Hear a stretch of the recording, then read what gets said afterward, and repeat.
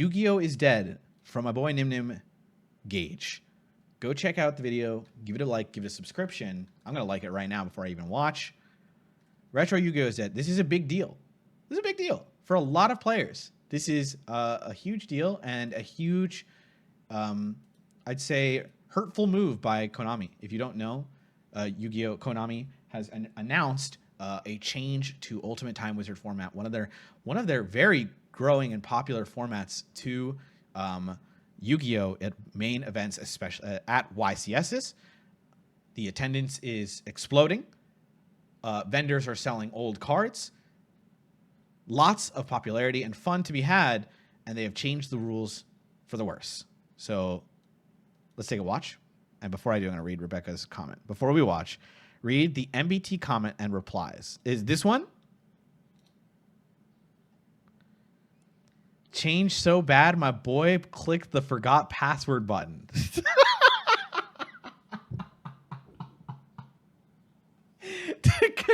Come on! Leave my boy alone! Even though it's really funny. Oh my god. Holy shit. Oh my god. What is that? I clicked the replies and it was the Hitler particles came out. What the hell?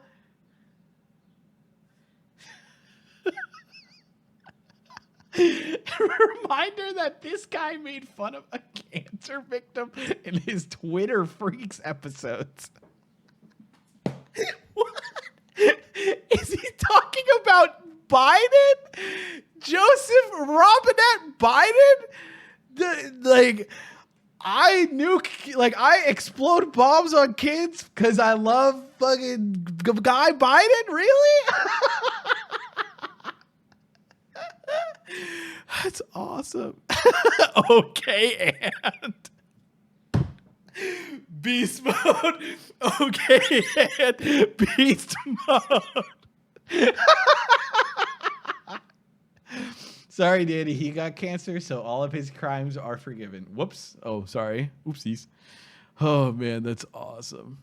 Okay. Now on to the episode. Holy moly. At least a very controversial update. They decided for the first time in a very long time to change the rules for Time Wizard events that they started holding several years ago. If you're not familiar with Time Wizard, that's okay. I already made a video about it. Wow. It's actually sanctioned Yu-Gi-Oh! Tournaments by Konami that stop playing Yu-Gi-Oh! 2023. Time Wizard is all about sending you back to the past, and that's what the format was all about. Getting to play some very exciting old school games of Yu-Gi-Oh! With friends at tournaments and win some cool packs for it. Time Wizard side events quickly became one of the most popular ways to enjoy Yu-Gi-Oh! At these YCS level events. No longer did you have to stress about playing in the main event. There were tons of different options to be able to enjoy your heyday of Yu-Gi-Oh! To play the shitty cards that suck wiener. True, Rebecca. In your prime, you could go play your favorite exciting Lamau. Time Wizard sides. Or if you wanted to really test your mettle, you could play the Ultimate Time Wizard event, a YCS akin level tournament for those retro formats. Players would travel all over the place to play in these tournaments. They're very exciting. I got to participate not only in the first one, but also in the last 3v3 and multiple 3v3 YCS Neko with my Gals. best friends. Some of the greatest memories I've ever had. Just yesterday, Konami released an update for the Time Wizard events, and this is the first time they did it in a while. Starting at the North American World Championship qualifier this year, next month, current game mechanics and current card text will be used for the Time Wizard event. Ignoring the rest of the information, how there's no Ultimate Time Wizard anymore at this event, that's something I could live without. This single-handedly kills most retro formats or drastically warps them from their original. I missed that. Are they also not doing Ultimate Time Wizard at the next event? Form. On a surface level, it just looks like, okay, well, there's a couple cards that I got errated. What, BrainCon's not playable anymore? Get over it. What I'm going to do today, though, is I have a pile of some of my favorite retro cards that have been affected by this game. I'm so glad he's going through these. That's exactly kind of what I wanted to know. Like, a lot of specific examples of the cards that were impacted and how, like, you know, how different a format you play, which is no longer, you know, Edison. Change, and I'm going to talk about just how much it affects the formats that they're playing. You fuck with Canon? I love Canon. Canon's so good.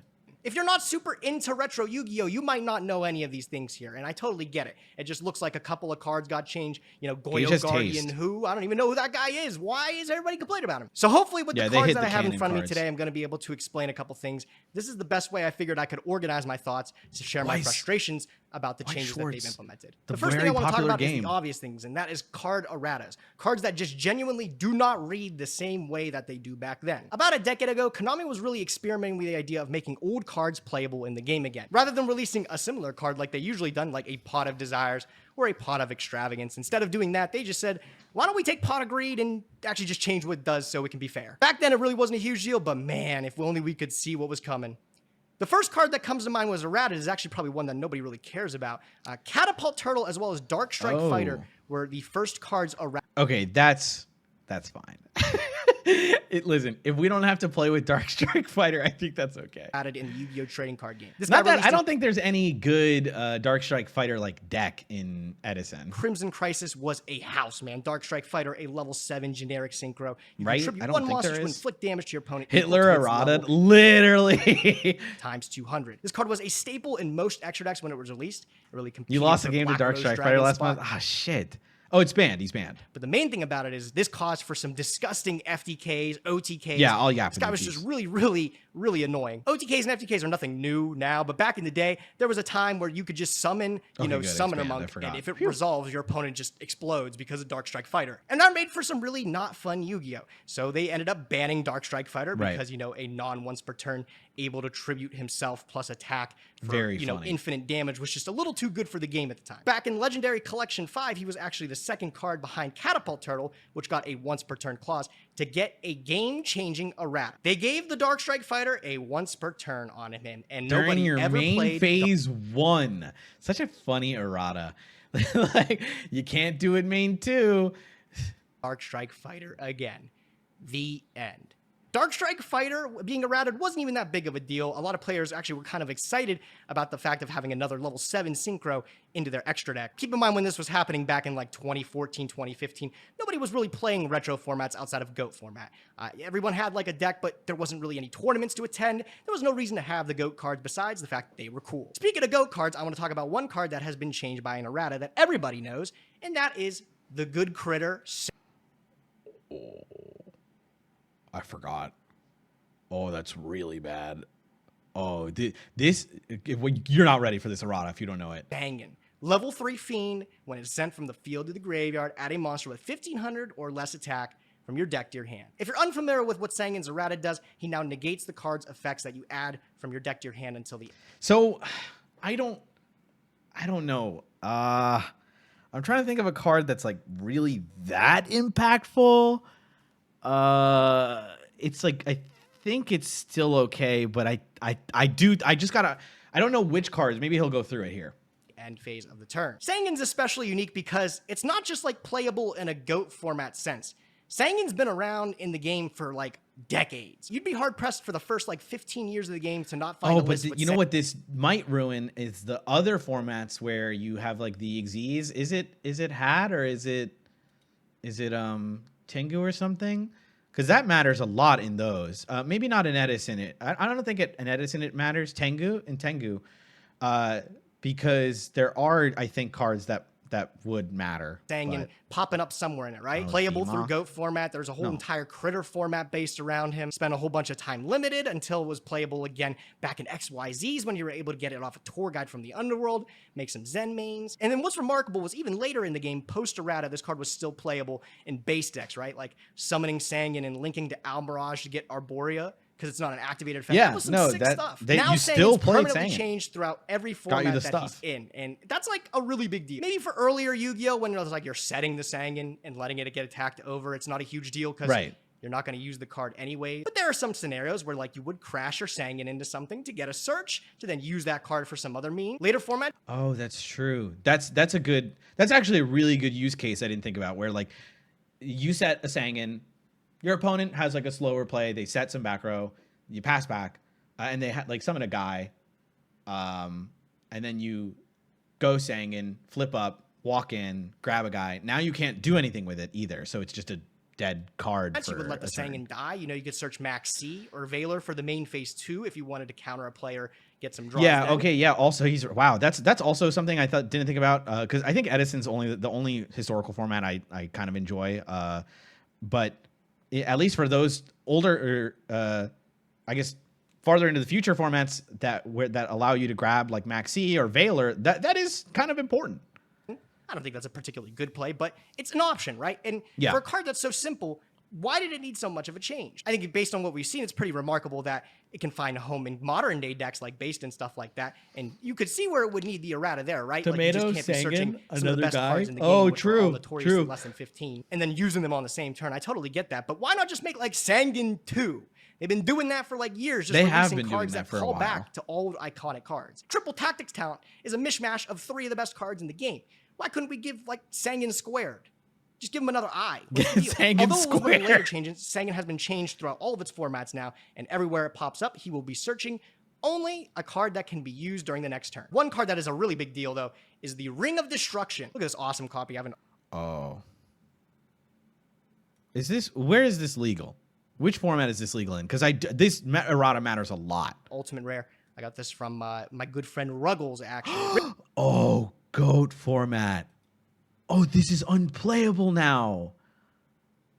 Oh, this card is, well, I guess not unplayable, but it's pretty fucking bad. Ring of Destruction was actually part of the second group of cards to catch some erratas. It's probably, yeah, I was going to say, like, I think you can still play it, Now, honestly, Ring of Destruction but it has is been much long worse. banned when this card was errata. It simply says select and destroy one face-up monster. This and one's inflict I damage could to both deal players with. equal to its I could attack. deal with Really this one. simple effect, but a very think. powerful form It's of not removal. too This bad. card has also gotten a rework in its text to be playable. It is at 3 now in the TCG, and nobody plays it because it's really bad. If you're unfamiliar with the errata, it says that you can only target an opponent's monster with. It's also during your opponent's turn, which matters a lot.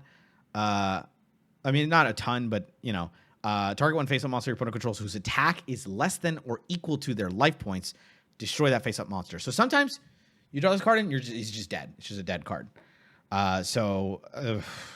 Ring of not great, Destruction, but and it can only burn for exact. It might not be game worth or less. playing. Ring of Destruction was notably really good because I you don't could know. pop I don't even think it's worth thinking about playing in this format. own monsters You know? to burn for the last amount of damage, and you could burn for any amount at all, right? Like if your opponent had 2,500 and you had a Blackluster Soldier on the field, you could flip this and burn them for the last 3. Even if it was your Blackluster Soldier, you won the duel. Now it's only your opponent's monster, and it's only for exact game. It's not going to come It's up a still lot. really where you're good. actually I gonna don't be able know, to do I that kind of guess. damage.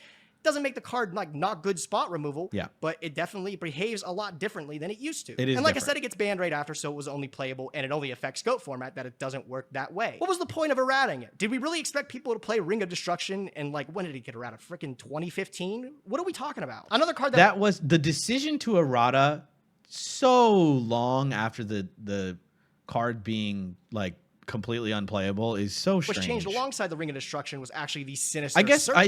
I think the idea was that they could errata it and then take it off the ban list because they were like, I think we can do this card fairly. Here you go. This is what we intended.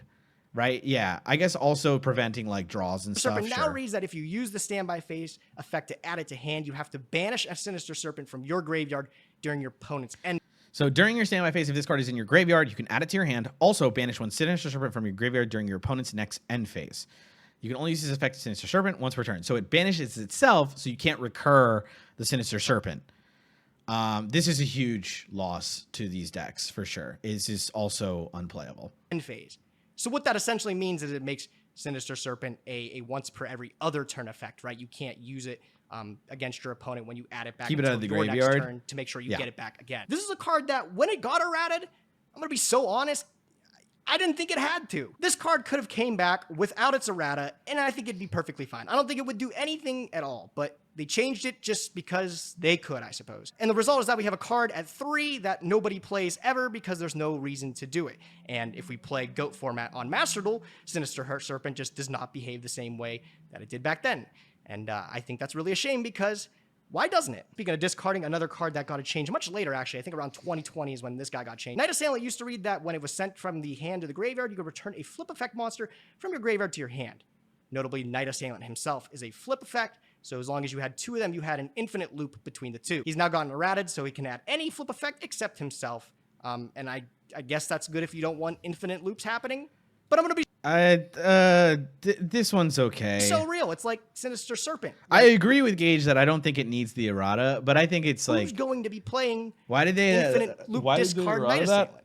I don't think that's a I real don't know. strategy. I This one agree. seems to mean a lot less because typically Night Assailant's played in like Chaos decks where you have like Magician Right. of Faith or Decoichi or something. Right. You can get those back anyways. But it's just another change that like, man, 2020, like why did it have to happen? I don't think a lot of people can answer why, right? One of the cards that really hurts to see is actually the Lost Millennium. Yeah, it is so strange. He's naming all these cards and naming the year of when they get errataed, and you're like, okay, like that makes sense, but like, why do these changes, especially when you have introduced a kind of go back to the past and try this game as it was early years ago? Okay, but now you're not going to do that. You're going to play a game that no one's played before. You're playing a format nobody has ever experienced before. Here are the old cards with the new text and new rulings you have to figure out, which is like, I don't know, it's so strange. Brain control here. This card also got an errata that just completely messed with the playability of it. Look at that shine, dude. Look at that gold brain. Isn't that hot? If you're unfamiliar with the old text, he would just be able to pay 800 life points and then take a face-up monster on your opponent's side of the field. And you could do whatever with it. You could Why did they, like, there's so many of these cards that could just straight up be unerrated. They literally have change of heart. Brain control's fine. attack with it, tribute with it, unlike mind control. Really cool card. A lot of Edison games would end because of this thing. But now the updated text reads that it can only take control of a monster that can be normal summoned or set. And that's really a shame to think about because we're living in 2025 where a card like Change of Heart is at 3 in Master Duel and nobody plays it. And even to think about it in TCG standards, this card got errated in what, 2015? Yeah, do you know how bad an unerrated Goyo would be? No, literally, like, bring old Goyo back. I'm doing a school walkout for Goyo Guardian. Years, Change of Heart would be legal, and that card is like strictly better than Brain Control. Brain Control was part of a collection of cards that got errated in Duelist Saga in the TCG, notably home of one of the worst ultra rare rarities in the game, but also is that Dusa? Several That's my of these least iconic favorite. old retro cards Dusa. to be able to play them in TCG again. For better or for worse. Brain Control was one of them, and this card has really never recovered, right? Like, it's at 3 now, and nobody will ever play it because it's not as good as Change of Heart. Rescue Cat's another iconic card. Multiple retro formats use this as like a staple, a center. This card is still good, kinda. Of their decks, right? I was talking about Dark Strike Fighter earlier, right? Like summoning Rescue Cat. I didn't know Rescue Cat had an errata. Billy Break, one of the best players of all time in retro formats, had a deck that he built around Rescue Cat. Original Effect used to be able to summon 2 beasts from the deck. They weren't negated. And then they're destroyed during the end phase, but that's okay, right? Because you'd be able to synchro with them. They're tuners and stuff like that later on in the game. There's even old school GOAT decks that use Rescue Cat, maybe in a different way, but they still use them. The updated Rescue Cat text now reads that the card's effects are negated and they're destroyed during the end phase. One of the coolest things you could do with Rescue Cat is just summon it, and then if you want to get aggressive, summon 2 air bellums from the deck. This card is still good. This is the one errata that I think is completely fine. I think it would be fine if they unerrated Rescue Cat. I still think this card is good. Twice directly, 2 cards from the hand. That's not too bad. I don't like the E-Telly 2 card. There's so many more cards we have to go through that don't work and the way they used to. I think this card is not okay to go back into old errata. I don't know. Hard erratas. I think this card should absolutely stay errated. I remember talking about it as a kid. I remember talking about it years ago about how I think all these cards that are getting these changes should just be left alone. Damn, he brought out the fucking receipts, bro. Dude, that's sick. We got old Gage. We got old Nim Nim in the snow talking about regarding Catapult Turtles errata. No, he privated it. That's lost media. Dude, Nim Nim is lost media? Fuck! Cards history, where it actually changes the whole meaning of the card. And now we have all these people assuming, maybe they'll fix banned cards and make them less broken so we can play them again. That is never going to fucking happen. They did that exactly. They did that exactly, bro. Oh my god, they're never doing that. I want to live in a world where somebody reads Chaos Emperor Dragon, one of the best cards in Yu-Gi-Oh's history, and goes, why was that card ever banned? This thing. Since Rescue Cat is a normal summon that sucks ass going second and honestly would be fine pre-errata, okay, but like, I don't know. I think that like, in the same vein, normal summon ice get sword is one of the strongest things you can do in Yu-Gi-Oh right now. And I think that you comparing a scenario where your opponent has an out does not really compute to the power of the card, right? Like, I think that sure, any normal summon card that can be interacted with your opponent going second is not strong versus an opponent with an established board. I don't think that's a fair assessment of a card that could e-telly 2 guys. When resolved and when done properly, I think the card is very, very strong. Looks like garbage. Another card that was very much not garbage, but very much garbage now, is a Future Fusion. Extremely powerful card in this I era. do think, yeah, the card loses to certain cards. I agree. I think that the card does lose to cards like Impermanent Ash pretty easily, right? But even today, I'm just saying, I think that negating the monsters is good. I think that's fine. I think that is, like, I think the games where you don't have your out for the rescue cat and it summons 2 guys that are unnegated, I think you'd think that sucks balls. Card not only allows you to fusion summon something from your extra deck in 2 turns. Look, Dude, Future Fusion's the saddest one here, man. Now, I don't know. I don't want this conversation to be, we should unerrata this card and we should unerrata that one. All these cards could come back today. Like, I think that's fine. I think that's a separate conversation you can have.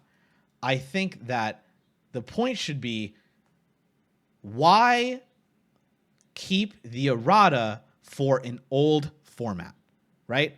I think like there should be a very, very clear communication from Konami on the decision on why you would keep newer cards, understanding you've been supporting the way the cards worked in the old format and the decision behind it.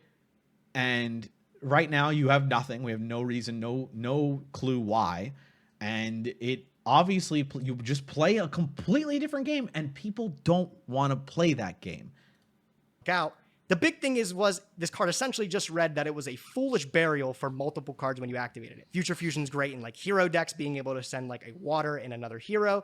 It was great in plant decks, actually. We're using it to send Dandelion. Dragon Turbo's a deck where Future... Yeah, like, I'm not saying that... Like, I'm trying not to be like, oh, we... Unerrata Future Fusion would be completely fine. Like, whatever. I don't know. I don't think so, but sure, people could talk about...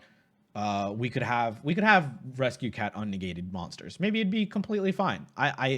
Sure.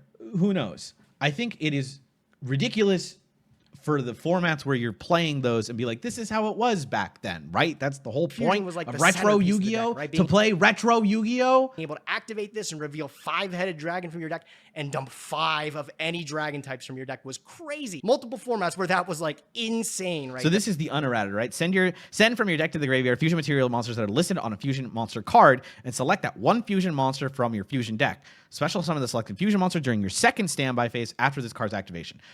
It's hilarious that this card just read, dump 5 dragons. It was the best application people could figure out with Future Fusion. I wonder if there's more cooking we could do with Future Fusion. It gets me thinking about it. That was like so good. Like being able to load up with like Red Eyes Wyverns, get Red MD. Those dragon decks, they just cannot catch a break. Future Fusion now takes a full turn on the field to be able to send the materials to the graveyard, meaning you can answer. So first turn draw rules are still unaffected? Oh, okay. I thought they changed that too, because that would be Base Typhoon. It has to remain on the field so you can just pop it with something on your following turn. If you had some sort of like combo with like Miracle Fusion or something to use the material immediately, you're going to have to wait. Dragon Turbo is like non-existent without this card. Like dumping 5 was a really big deal. But also it's not the only change. Like Red Eyes Darkness Metal Dragon is another card that was heavily errated. Field Spell is unchanged? I thought they did change Field Spell. You can only hard once per turn. Does anyone have a post for that? That's kind of ridiculous, honestly. I'm just believing you. I feel so bad for Dragon players. Like I said, is it the same post? They're really going through right now. These aren't even the biggest hits in like Duelist Saga, and even in a macro scale, this wasn't a big deal that they were errating these cards. Retro formats weren't super explored. People weren't really playing them, and people were like, okay, you're just gonna make these cards unplayable. I'm not gonna play them anyways. It's not that big of a deal. And dare I say, the game back then was actually pretty good, so there wasn't much interest in reliving those old days. I said these weren't even the biggest changes. Let me go through a few of those really, really big ones. Bryonic, the Dragon of the Ice Barrier. Released originally in Dual Terminal, this was one of the best level 6 synchro monsters you could possibly make in the game. Man, I love this foil too. Dual Terminal. Yeah, I'm trying to find it. Second or third paragraph? Starting at the end of the FCQ, current game mechanics and current card text will be used for Time Wizard events.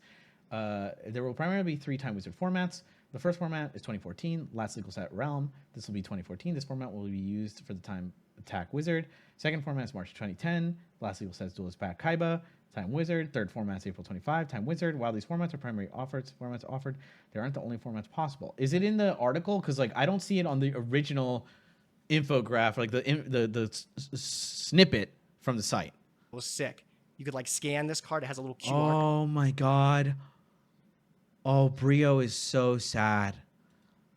Oh, that's so code in it. sad. You could scan it and play it in the machine. Dude, I loved Brio, man. Then Oops.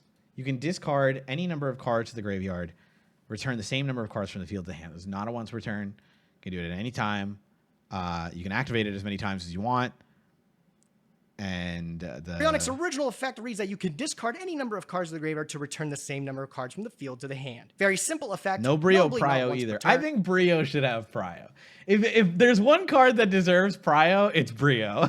And notably also, Dude, imagine just bottomlessing Brio. This format's cheeks. it could return your cards or your opponent's cards. So you could do some really wacky loops with Brionix. The thing about Prio is that it answers the question, are synchros terrible? And the answer is yes. That's joking Make around, some really cool plays with it by returning your own cards from the field to your hand. After the errata, this card is like not really that playable. It's a hard once per turn that you can discard as many from your hand and then bounce as many from your opponent's side of the field. You can only do that once, and you can't even bounce your own cards. I mentioned at the beginning that not only updated card text is being used, but also updated... Okay, dueling field.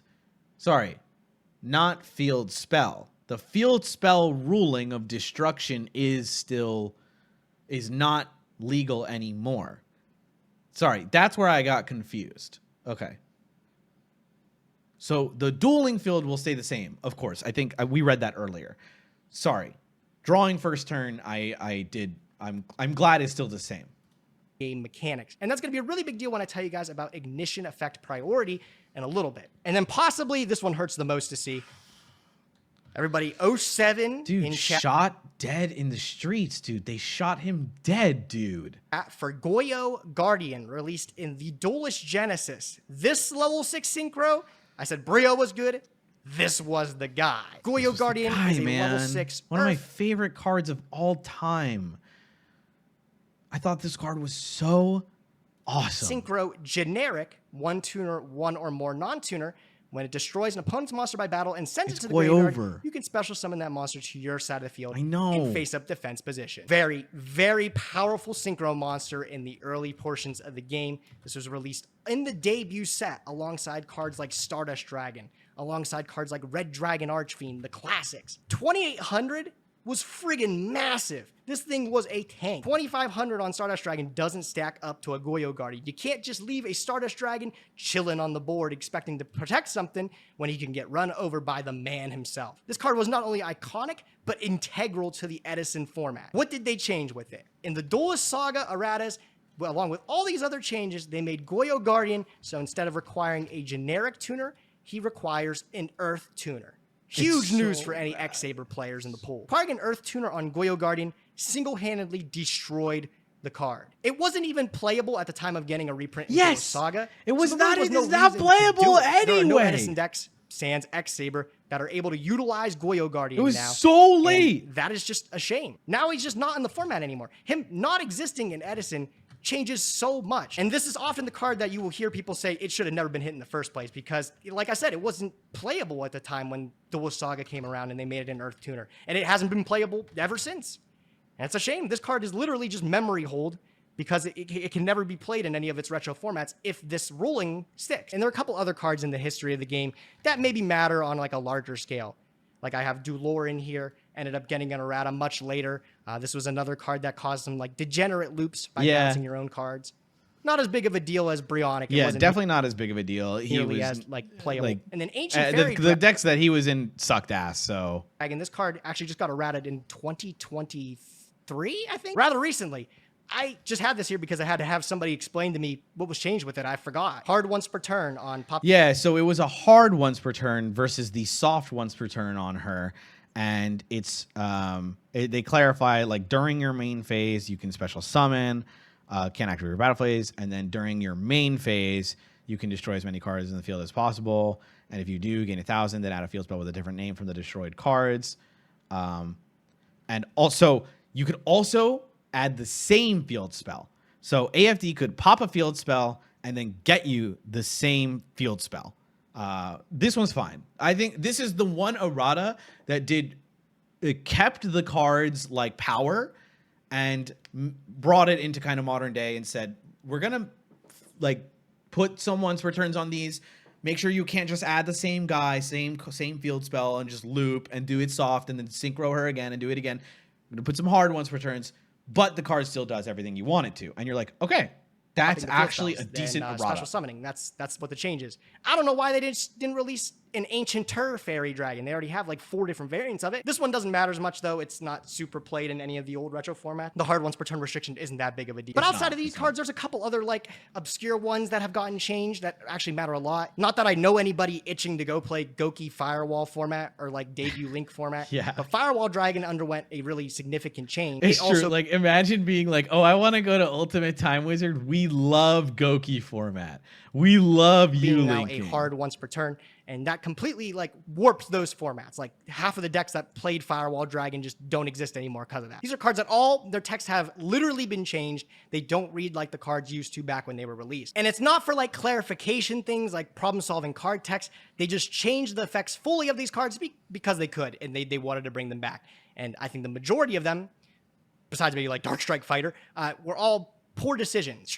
They've essentially stripped these cards of their identity, and a lot of the cards like Brain Control, even if they were poised to be able to just come back to the game perfectly fine, they can't do that now. Yep. The second part it of the effectively bans the card anyway, rules have just so you changed. do nothing. Really, the poster child that I can think of is Mind Crush. Okay, on to rules, man. Fuck. Anybody remember the big hoopla about this guy here? Mind Crush back in the day used to be able to flip this up and then call a card in your opponent's hand. I think there are even your more would examples have to reveal you could their have full shown, hand to you, you get so you it. could verify that they did not have the card. There's a ton of If they more. didn't have it, you would have to discard a card. You'd resolve the effect. The big thing is Mind Crush gave you knowledge, right? That's the stuff that like here in my garage, buying Lamborghinis, knowledge. They did this about like a decade ago from what I even remember, is they changed the ability of Mind Crush where your opponent doesn't have to reveal their hand even if you call incorrectly. And that's a big deal, right? These retro formats, like getting the knowledge off of things like Dust Shoot and stuff could spell the end of the game. And that's what Mind Crush was also able to do in some sense. And a lot of players didn't take this well, including me. I have no idea I what had a he's huge talking problem about. with them changing the way Mind Crush worked because it didn't seem like that big of a deal. And also it seemed like sort of a mutual respect thing, right? Like you don't want your opponent lying to your face that they don't have a card they clearly do. Mind Crush is just like, I think the first card that really got that change. Ended up not being a huge deal in retrospect, but the rest of these ones are going to be a massive, massive shift. One of the cards that doesn't behave the same like... Oh, no. This one's very important. it used to in Edison era is actually one of the poster childs. That's Raikou, Light Swarm. It's crazy, by the way, how many judges, and myself, I've gotten this wrong too.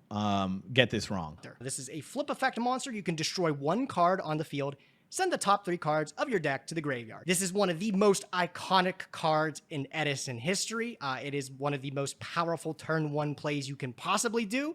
And what if I told you with these new changes, the card got even better? When you read this card, he says, you can destroy one card on the field, send top 3 from your deck to graveyard.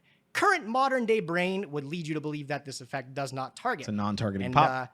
If you're playing at Edison, I want you to completely forget about that. Because in Edison format, this card did target, and that was a really big deal. It was still an amazing card to be able to set turn 1 because of its ability to be able to, since it wasn't sequential, make things miss timing. It was able to trade really well into most normal summon monsters. You could search it off of TCG exclusive Super Nimble Mega Hamster. This had a lot of things going for it. But the main thing about Edison format is that this card did target. That's a really big deal when it's stacking up against cards like Titanial. The plant deck ended up being like a good counter to this because Titanial with a couple Dandelion tokens. No, Titanial like is insurmountable. huge. Like you're Titanial laughing protected at you the from like a card, Raikou. right? Now it doesn't. In its current Good luck, updated dumbass. text does not target. This card got guaranteed, buffed and its somehow. effect results Somehow we got buffs in this retro Yu-Gi-Oh! Is dead video. simultaneously. This card text would infer that the card gets destroyed, and then the top 3 cards of your deck goes to the graveyard. That's a big deal for making cards miss the timing. There's a lot of mechanics. So the effect activates.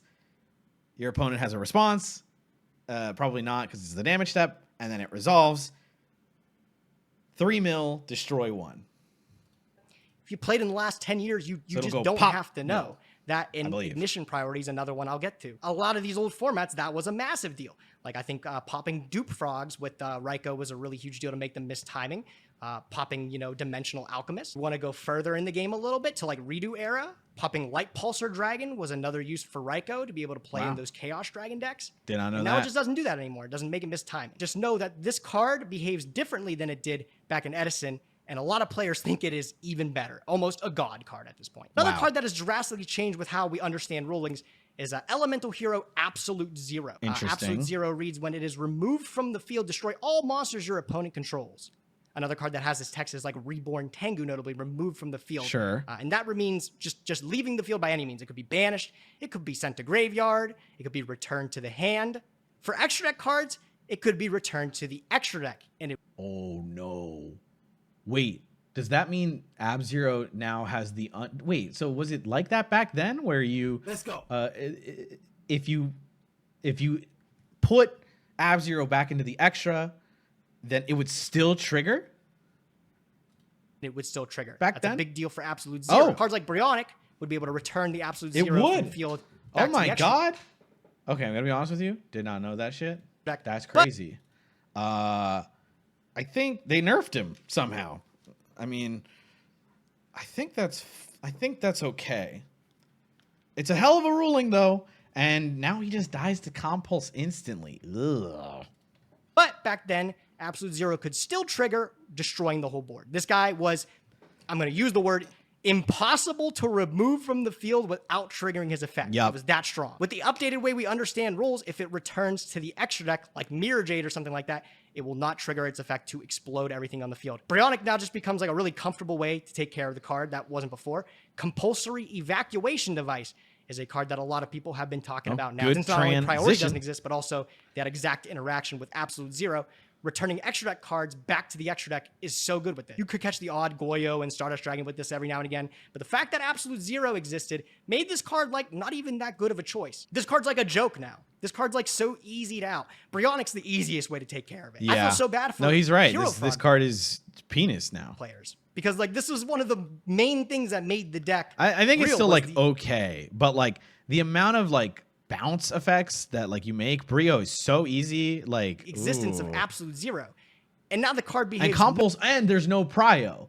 Good point. So, like, Compulse is good. It's like God card now. No longer the way it used to. Hero decks are another deck that I'm like, what do you do? Gage also glossed over that you can't chain Stardust to Raikou anymore. Just an FYI. Wait, oh. Wait, why? You can't make the Shining. He didn't exist. You gonna make Gaia? Oh no, look out. And another card that has changed. Oh, it's optional to destroy at resolution? That's insane. What? Raikou doesn't target? But... Eh?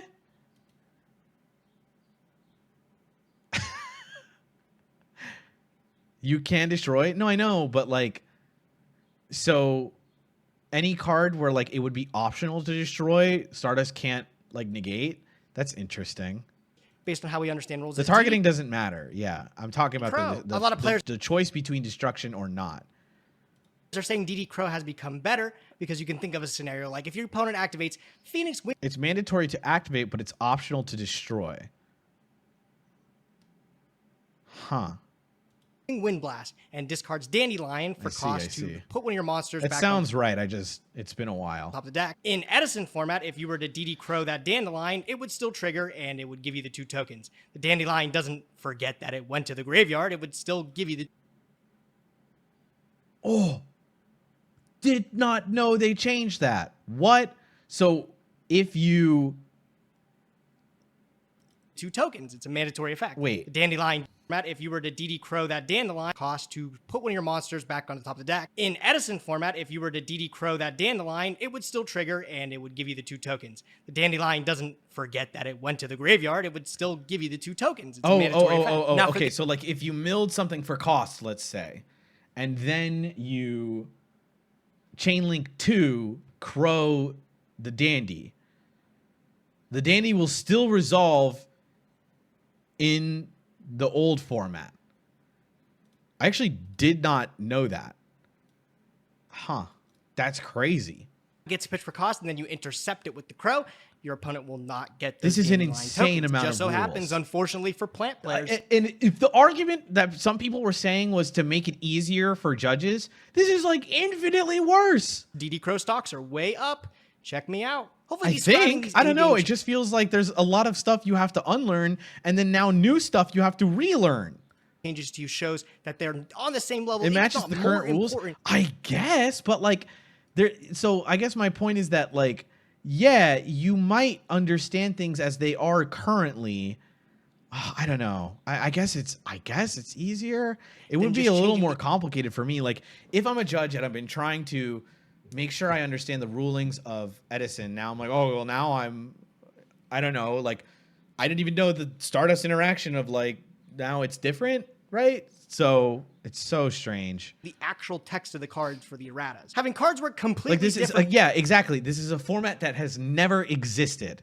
because the card text is literally Yeah, different. Scarlon's right. Zero. Okay, I'm glad. Zero judges have asked for this. Like, I don't think the feedback was like, well, judges don't know things. Is expected, but having it work different just because it's a time thing is a little bit disingenuous to the period. Like I don't think it's crazy to say you're not going to see absolute zero in the new Edison format that they're forcing you to play. He just doesn't clear as much as he used to. I'm playing Compulse all day, baby. Along the same lines of cards that have changed with the rules, I'm going to take a moment to explain to you guys Ignition Effect Priority, because it is honestly such a big deal from back in the day. It's if you important. have no desire to play retro formats, if you haven't played the game since 2012, you don't need to know what Ignition Effect Priority is, kitten. Don't worry about it. But now Yay! that we have to play by modern game mechanics since 2012, Ignition Effect Priority has been abolished, but it is a huge part, an Damn, lights weren't instrumental so way ass now. in how Holy the game shit. interacts.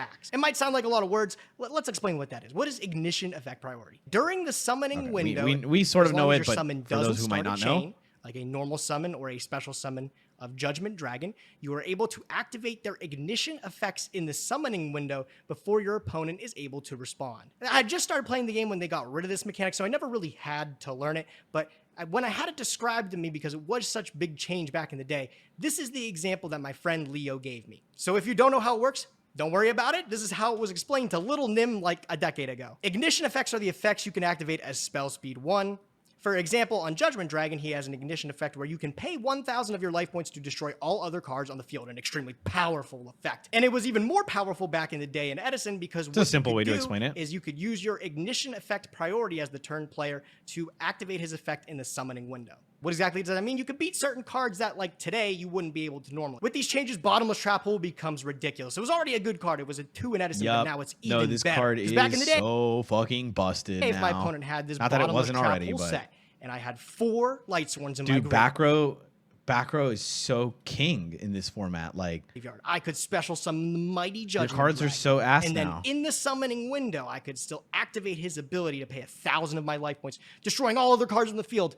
Even if my opponent chains his Bottomless Trap Hole to gobble him up, the Judgment Dragon still consumes. If this change goes through, I love it's like I'm watching a puppet show. It's awesome. your opponent can flip the Bottomless Trap Hole and laugh in your face as you get no value from your big bad boss monster. That was the example shown to me as a kid. The example they give on the Edison format website is using Dark Grepher's ability to summon himself without starting a chain by pitching a Destiny Hero Malicious and then retaining your turn player priority to then banish Malicious to summon the other one from the deck.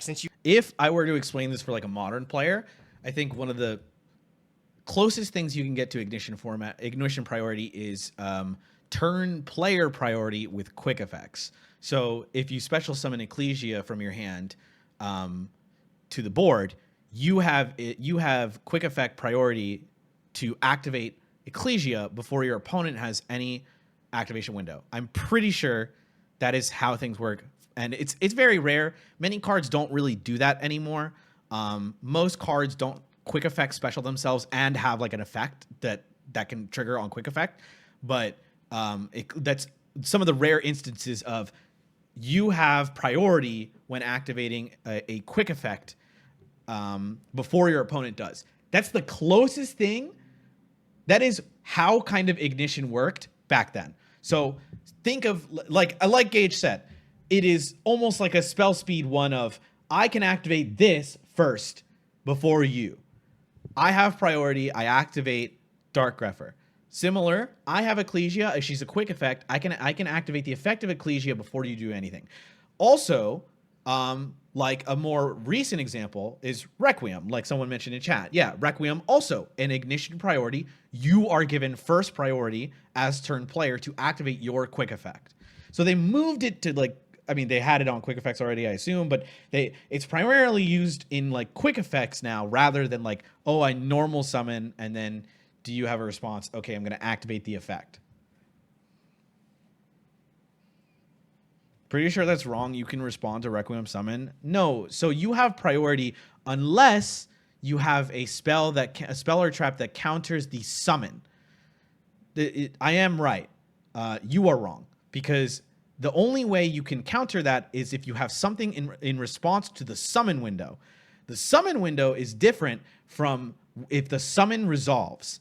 If the summon resolves, you have priority for a quick effect ignition. I'm like 99% sure. You cannot imperm before they tribute Requiem. You are wrong. So if your opponent, if you are at a tournament and I go special summon Ecclesia, and then my opponent goes, let's say Ecclesia, and then I go effective Ecclesia to tribute. It's like, wait, I had a response. And it was like, what were you responding to? The summon or the quick effect? And it's like the quick effect. It's like, okay, so I have priority. I'm allowed to activate the quick effect first, unless you had a response to the summon. Like this, like specifically a counter trap, like, I don't know, warning, I guess, or some kind of like judgment is like the best I could do. Like Blazar, that's a great example. You do that, you're able to dodge a card effectively like DD Crow. Because since the malicious not banishes... Not that it matters for either of these. It's not a ruling that no one gives a shit about, because if you chain Imperm to Requiem, like if you just say, no, I'm gonna give my priority back to my opponent. Do you have a response to Requiem? And they go, okay, Imperm. And you go, okay, cool. Chain link to tribute Requiem. It doesn't matter. It's just it's a small ruling that can impact your game, and if you want to be competitive or whatever, you should know it. But it's itself for cost. For the most part, it doesn't matter for your opponent to chain and get rid of it. That's a little interesting scenario to give. One that I can think of is a card like Dark Arm Dragon, iconic for the game. If Dark Arm Dragon, it matters when they have droplet. That's true. That's true. I mean, there are scenarios that I just can't think of this scenario right now. Okay, a classic Dark Arm Dragon, man. Oh no, this kills this guy. He's so bad now. You could retain your ignition priority to at least banish one dark from your graveyard to destroy one card on the field. So even if your opponent had that bottomless trap or the torrential tribute, you can at least take one to the graveyard with Dark Arm Dragon. My dad's leaving me again. Chaos Sorcerer using his effect to be able to banish a monster on the field. Just making sure you could at least ensure that 1-for-1 off of these cards. I got someone with droplet on summon at an OTS last weekend. But see, it does matter. It does matter. It's a ruling that does matter. I think a lot of people don't know that, because if you don't have toggle on, Master Duel doesn't ask you if you want to use something like Ecclesia on summon. Actually, you're wrong. It does. If you have toggle on for Requiem or Ecclesia, you do get first crack. You are absolutely allowed first crack. I've played a ton of Sword Soul and Requiem. You're allowed first crack to activate. What happens is if you link with summon Requiem, the game asks you, do you want to tribute for Requiem immediately? You can decline. The summon window goes to your opponent. They are allowed to respond. Then you go back and you can activate Requiem. It 100% does. Oh, that's what you're saying? Oh. Okay. Really yeah. If you don't have toggle on. Oh, I'm sorry. I think Chaos Sorcerer is another one that is similar with like removing cards. Same page here. Sorry. Was like really important. I think Chaos Sorcerer is another one that is similar with like removing cards from the field. One that is like really big in difference is Lone Fire Blossom. Lone Fire Blossom says this card is so wiener now. No. At least it dodges bottomless. One face-up plant monster to special summon a plant from your deck. So what you would be able to do is if you normal summon the Lone Fire Blossom or summon it anyway without starting a chain, you could retain your ignition priority to tribute it from the field and summon another copy of Lone Fire. You could retain your priority to summon another Lone Fire with that one as well. So you can never really get caught dead with the Lone Fire Blossom. Do you know about the difference in Rivalry and Gozen? I talked about it earlier. can't believe they're getting modern rulings. I did learn today. I don't know if Gage will go into it in this video, and we'll see. But if we're bringing modern rules to retro formats like Yu-Gi-Oh! Or like Edison, like Yu-Gi-Oh! Like Edison format, Rivalry and Gozen, for example, are so much stronger.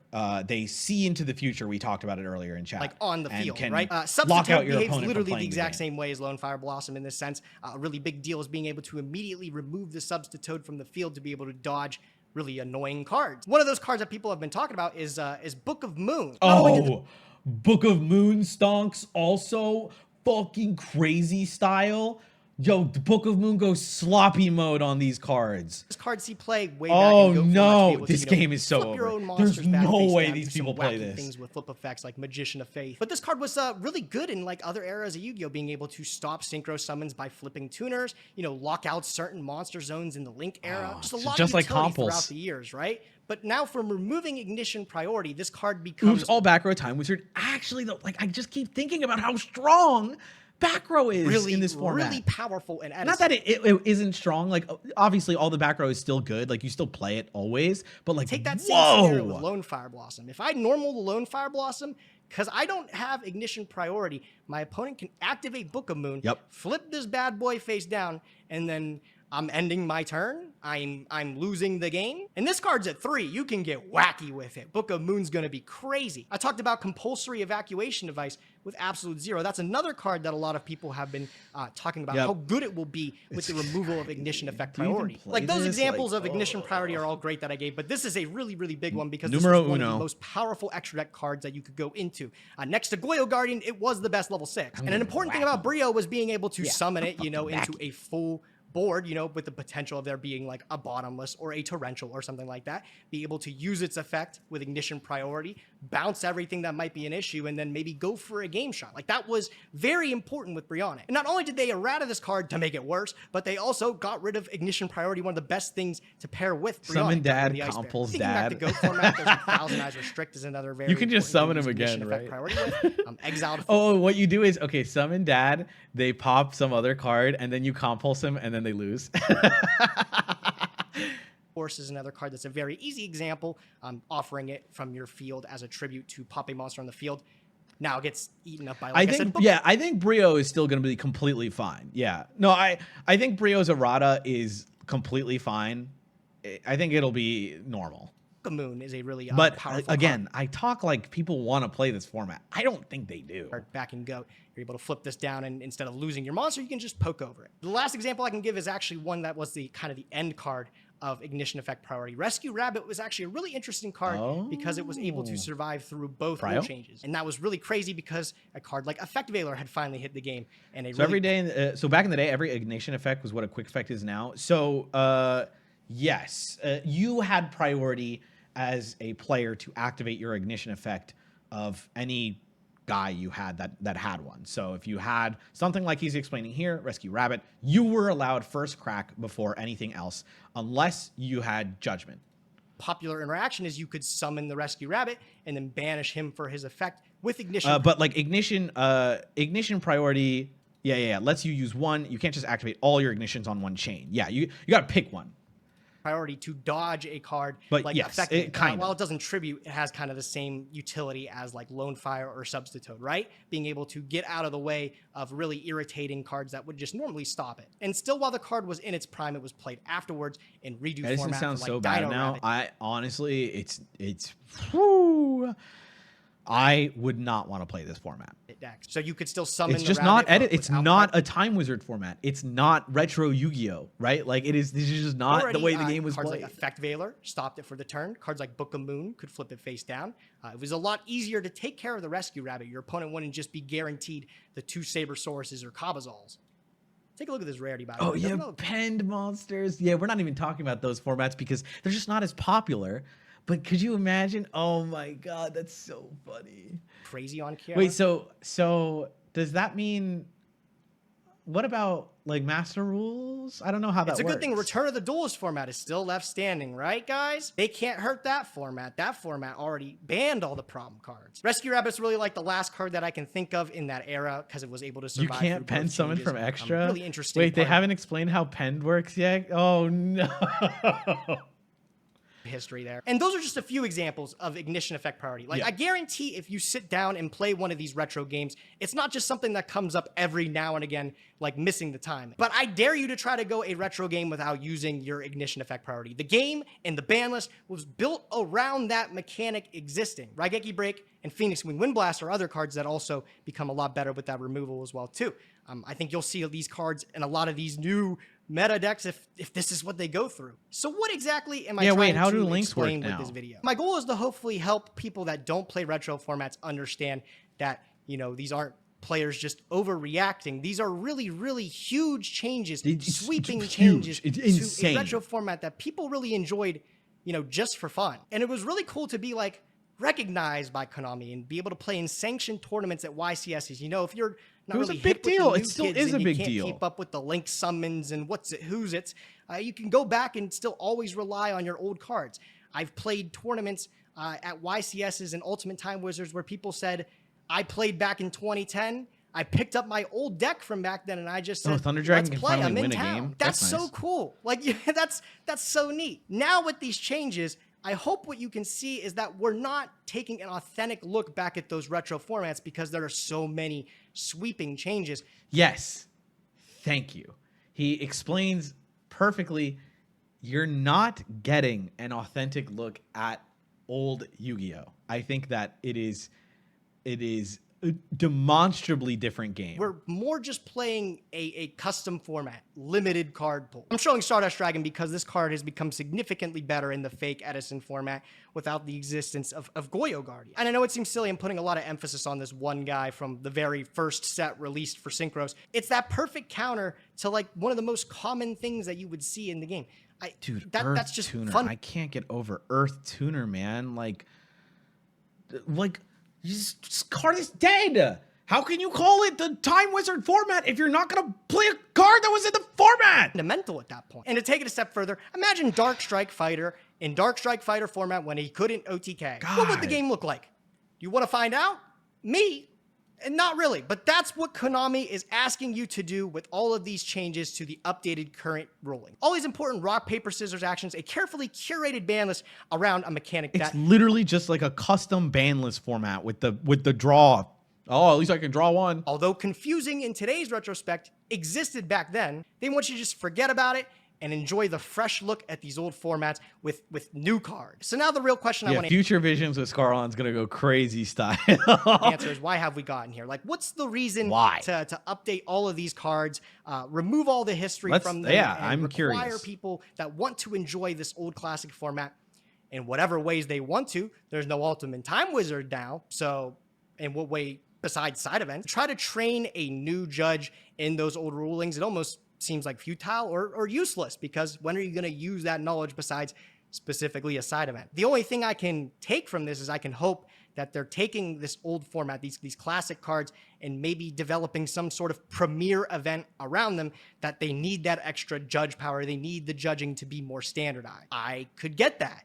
Am I going to be happy about it? No, because I want to play the Edison format I want to summon Goyo Guardian. I'm going to be real. That card's awesome. But that could be maybe one of the only ways I see this making sense. Imagine being like, oh, I want to play old Yu-Gi-Oh! And they're like, okay, but you have the wrong card. And you're like, what? And it's like, well, they errata'd Goyo, so you actually have to use an Earth Tuner. And you're like, that's not the card I played with when I played with it back in the day. Are you serious? Well, what about the old format? What about like Pot of Greed and stuff? Can I play that? And they're like, nope. Require this at every side event that you choose to play in. I've been a part of the judging nightmares of explaining new players old mechanics. Like I had to explain to a Frog player how missing the timing worked with Dupe Frog. And it really is, it's harrowing because it's not something you encounter in today's game. But if you want to take an authentic look back at the game, there were some of these confusing mechanics that just happened every time you sat down at the table. So I can only imagine streamlining the judging process or the rulings to updated card text and keeping it by the book is to maybe help train future judges for this type of event, assuming it gets more popular. It's going to be hard to do when you've fractured the community just by implementing this rule alone. Or like, the only other thing I can think of is they have to release something on Master Duel related to this, like tomorrow. Right. That's a whole nother revenue aspect, you know, right? Yeah. All the really good cards I mean, are like it's a ultra rare, like sound Pot of theory. I understand it, but I still don't Greed and think Graceful it's Charity. right. I could sort of get understand if they released why. some sort of ladder mechanic for which leads me a to- retro format, or a, you know, I guess updated retro format to attract new players to the game through old cards. You know, even if it is with updated rulings, I feel like that would still be a really powerful way to introduce people back into the game. Those are reasons that I could understand. But at the moment, with the removal of the ultimate time waster, you know, the premier way to actually enjoy these retro formats, such a well-received, loved decision by Konami to flip them and to use new game mechanics single-handedly destroys any credibility those events have. I exclusively play the game through Time Wizard now. I haven't played a TCG legal deck in the last, I want to say, 5 years or something like that. I play my modern Yu-Gi-Oh! Through Master Duel, and I have a good time with that. I'm able to stream it, I'm able to entertain a whole bunch of people, and the best thing is I'm able to queue it anytime. I just hit a button and I play, and once I get sick of it, I log off. I don't get out enough to, you know, sit down every week like I did in college and play cards. I'm not incentivized to keep up on the current game. I don't like any of the decks either, but I really fell in love with these retro formats, namely Edison format, as you can tell with, you know, the cards that I've collected through the years. That's been my primary way to enjoy interacting with the game. And it is a shame now that they have decided to completely change the way those old people want to enjoy the format. If these changes become permanent, which I hope if somebody important is watching this, I urge you to reconsider. This is a really big deal. I hope I was able to show that it's not just changing the text on a couple cards. There is huge. There's so many more too, by the way. This was like a great look through of a ton, and it's not even cracked the top. Rippling effects that just make it not the same Edison format that we played a decade ago. Now more than ever, if these changes really do stick at a YCS level, I think we need to support grassroots tournament. Alter Reality Games, PPG, you know, they've had their own problems running, you know, their own tournaments, but E3 Yu-Gi-Oh! Keegan has done incredible work in making sure that the Edison format is not only preserved, but really well supported. He's hosted some sold out, incredible tournaments all around the country. Dude, $6,000. $6,000 to top competitors. This weekend, Yggdrasil, Materius, Totogon, PPG, and I hosted 2 back-to-back RBETs at Level Up Expo. Crazy! It's been really exciting to watch people participate in them and watch the live stream coverage. They do a great job of running an event and, you know, encapsulating the format in its old history. And I think if we want to play the game authentically, if you want to capture the game in that the playmats are incredible snapshot, that's going to be the way to enjoy the game. It almost feels like, I'm going to hate comparing us to this, it almost feels like, you know, Super Smash Brothers Melee when they didn't. Dude, I fucking I hate this card game so much. Oh my god. It's like, it's, oh fuck. The fact that you're like, no, the parallels are fucking Melee. Like, I'm gonna shoot myself, dude. I know he's right is the problem. That's why I fucking hate it. Make it on Genesis for the year, right? Smash Brothers Melee doesn't exist without its grassroots tournaments because Nintendo refuses to acknowledge it. We got past the Nintendo not acknowledging, right? Konami was holding these great Ultimate Time Wizard events, all these great. No, he's right here too. That like, but we did beat the Melee allegations. We were so happy about it, right? Like we were like, before this announcement, we beat the Melee allegations. We were like, oh, thank God, our game is getting, you know, recognized by Konami and it's supported by them. This is incredible. We had it, man. Wizard giant cards offering the Time Wizard side events. And now they want to, at the finish line, like they have the potential to do something great. At the finish line, they want to fuck it up. I think there's other options. You know, I think it's training judges to be strictly good in only these retro formats. They've proven themselves popular enough to require some sort of special judging at the events. I think it's talking more to players. I don't know who approved this, you know what I mean, at the offices. Nintendo's relationship with Melee. I guess I have to be careful when I say Melee allegations because apparently the Melee community is, you know. One person say this was probably not a really good idea. Spend more money on events, please. Please spend more money on events, please. This is something very new. It's still developing. Things could still change. I really hope they do. But you know, as someone who has strictly gotten to the Yu-Gi-Oh! Retirement home playing Edison, this has been the format that I enjoy the most, and I'm really hoping that they reconsider completely destroying it with these changes. I hope I was able to show you guys that it's not just changing the text on a few cards.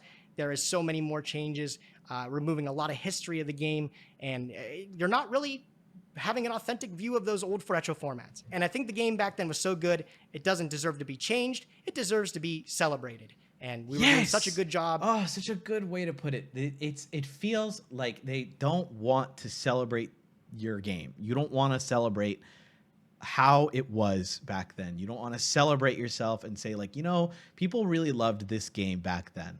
We want to, you know, call back to those people and give them something like this. Because instead, what we want to do to celebrate the game is re-release Dark Magician and Blue Eyes White Dragon so that you buy our cards, and not we will do an old format because a lot of players who used to love this game competitively and non-competitively played this game. Of doing exactly that up until yesterday. Please do something to fix this. I just want to play Yu-Gi-Oh!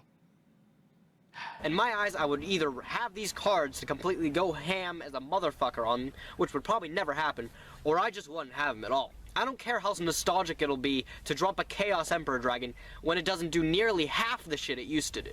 Dude, it is crazy how correct old Gage is. He is fucking spitting. Like he spat for the Yu-Gi-Oh! The Yu-Gi-Tuber Awards. He is correct again, talking about how you feel with an Arata card. He's like, I don't give a shit if I'm allowed to play Chaos Emperor Dragon if it's dog shit. In fact, I would rather keep it banned. If you guys liked the video, be sure to like the video, thumbs up the video, have everyone express you enjoyed the video. I thank you for watching, guys, as always. Nim Nim out. I think he has a point. Regardless of how you feel about those older formats, I think that the essence of an older format is the whole point. Like, you can't be like, oh, you just want to, like, do nostalgia. That is the whole goddamn point of a retro thing. Like, yeah, like, people want to experience the old thing, so you play an old time of the game. You don't play it to be like, well, I want all the new rules in the game. Like, no. I did like the video. I liked it before I clicked it. I started the video and I said, I'm liking the video before I even do it. In fact, I'm subscribing to Gage. I don't use this account. I'm already subbed to Gage on my personal. Sub to Gage. Sub to Gage! Okay, now to get Peeps' take. What's up, gamer? What is going on? How are you? I mean, I guess, I don't know. This sucks, man. This sucks, dude. I was talking with my buddy last night. I was like, I don't know what they're doing, man. Like, this is like the weirdest fumbles they've had this past like 2 weeks. I mean, this is like the only. Well, I mean, the EU product fumble is EU a product big deal. fumble. This, and I think, But I guess you could complain about like the regular format, but I think it's. I'm whatever. not going to complain about that. Not you, dummy. Yeah, I meant, like, yeah. Oh, I people. guess people could. But I don't know. I think, you know, I'm actually writing up a more like comprehensive, just like tweet thread about my opinion on this. Look at this. Like, okay, I'm sorry. I just look at this, dude. Retro Pack 2. Release date August 2020, August 22nd, 2025. You got to be kidding me, bro. You have to be kidding me. So to start with my initial thought about this, and this made some people mad, but I maintain this opinion, is that, you know, like, they're doing this because of Master Duel, right? And I when I say that, I know that when people listen to me talk about Master Duel, I complain about it a lot. But this isn't a complaint. So. This isn't I mean, yes, but this, what I was saying, is not a complaint. But this isn't like a real evaluation of why in the hell they would even make this decision in the first place, right? Because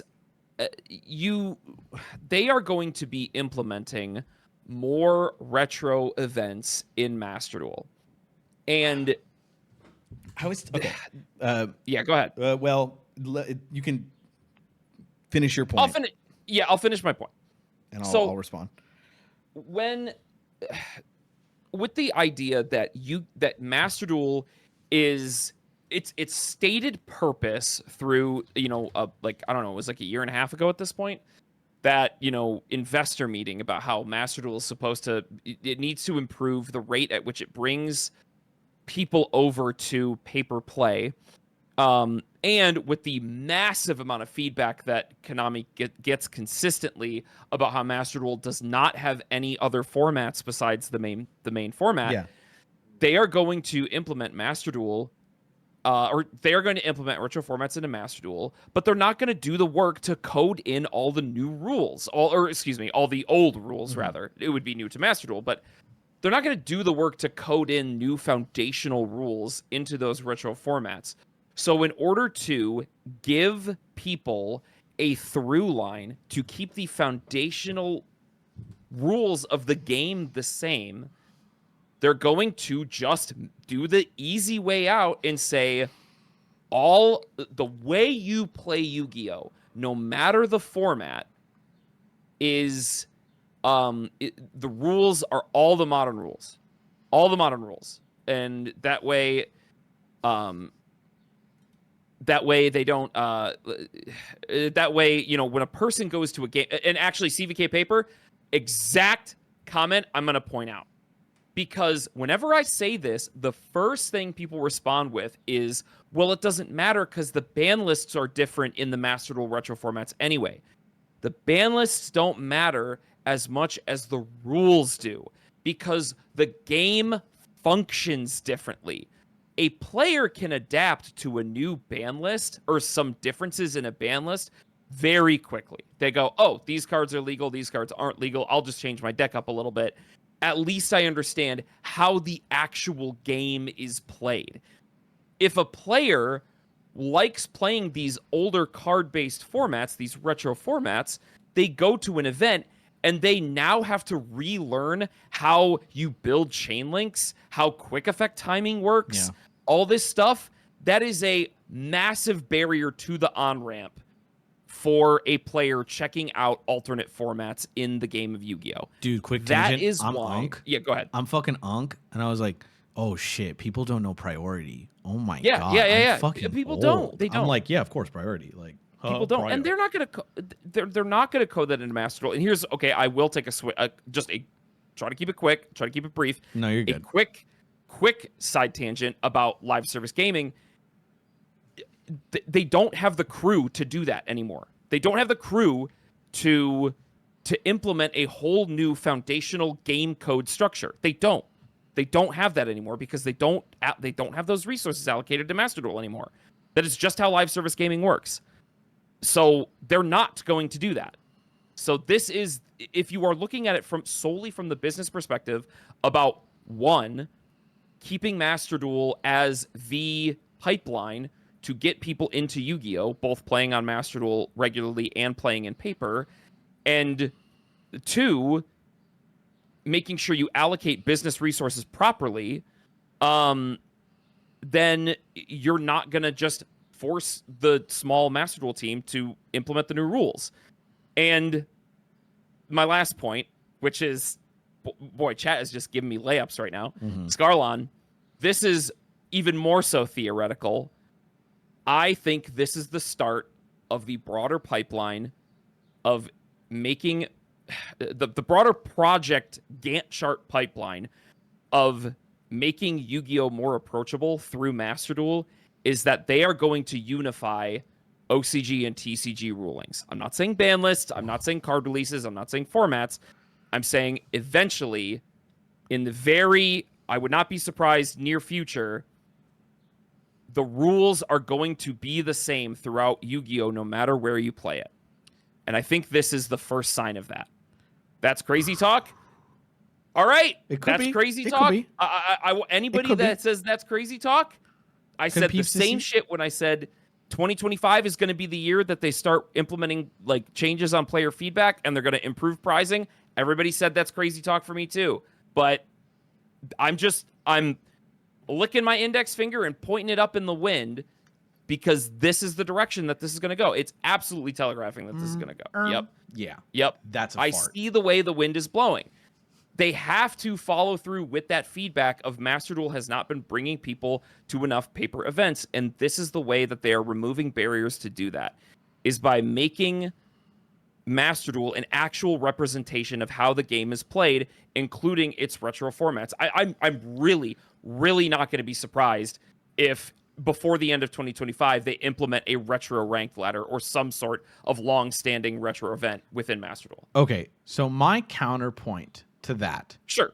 is not that your argument is sound. Like, I understand why you would think that, and it makes sense if you are aligning with your gacha game rather than the voices of maybe like 1,000 people who like going to Time Wizard events. No. Yeah. Go ahead. Sorry, I'll let you finish. But I should off the cuff. Yeah. I'm just like I'm not. Don't ascribe numbers. I'm just saying like they want to listen to maybe Master Duel first rather than the in person, and they want to unify it, like you said. I'm just mirroring what you said. That's all. Yep. Sure. The only problem I have with this is that having a retro format on Master Duel would be too like good.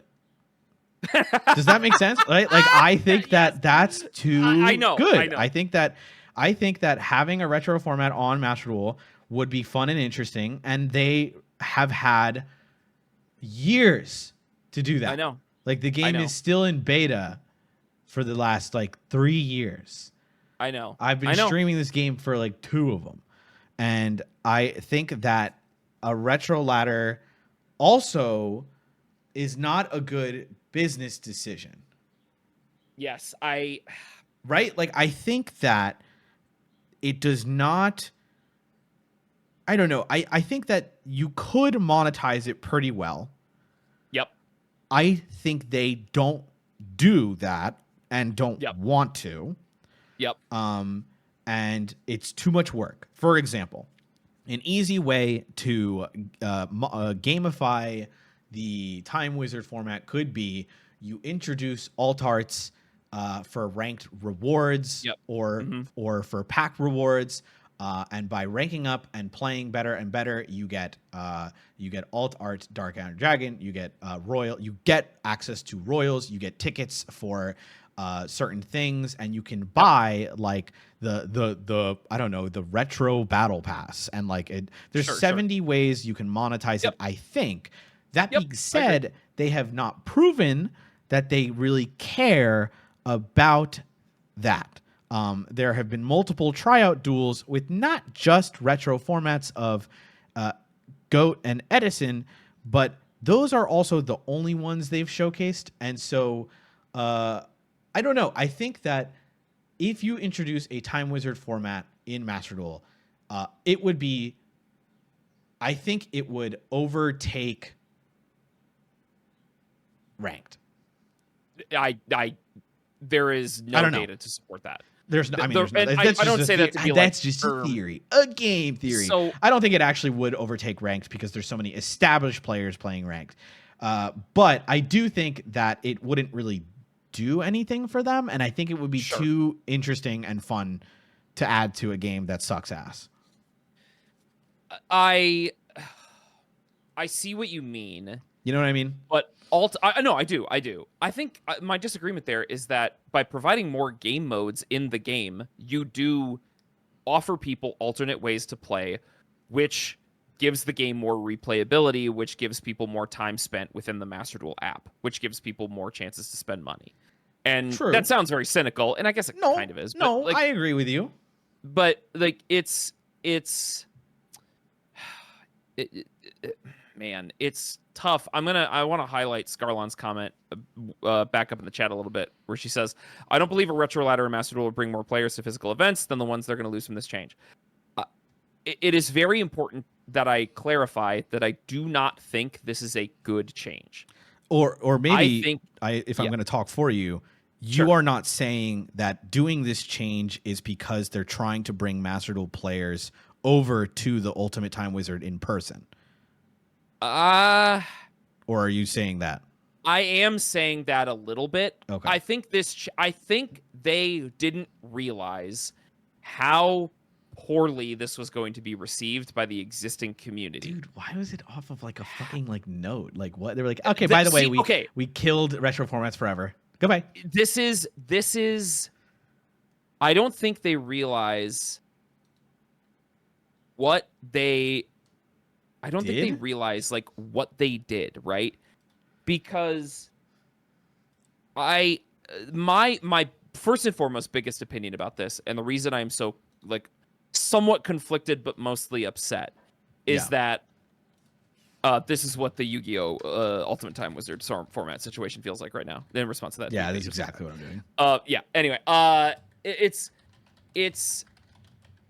was a grassroots movement.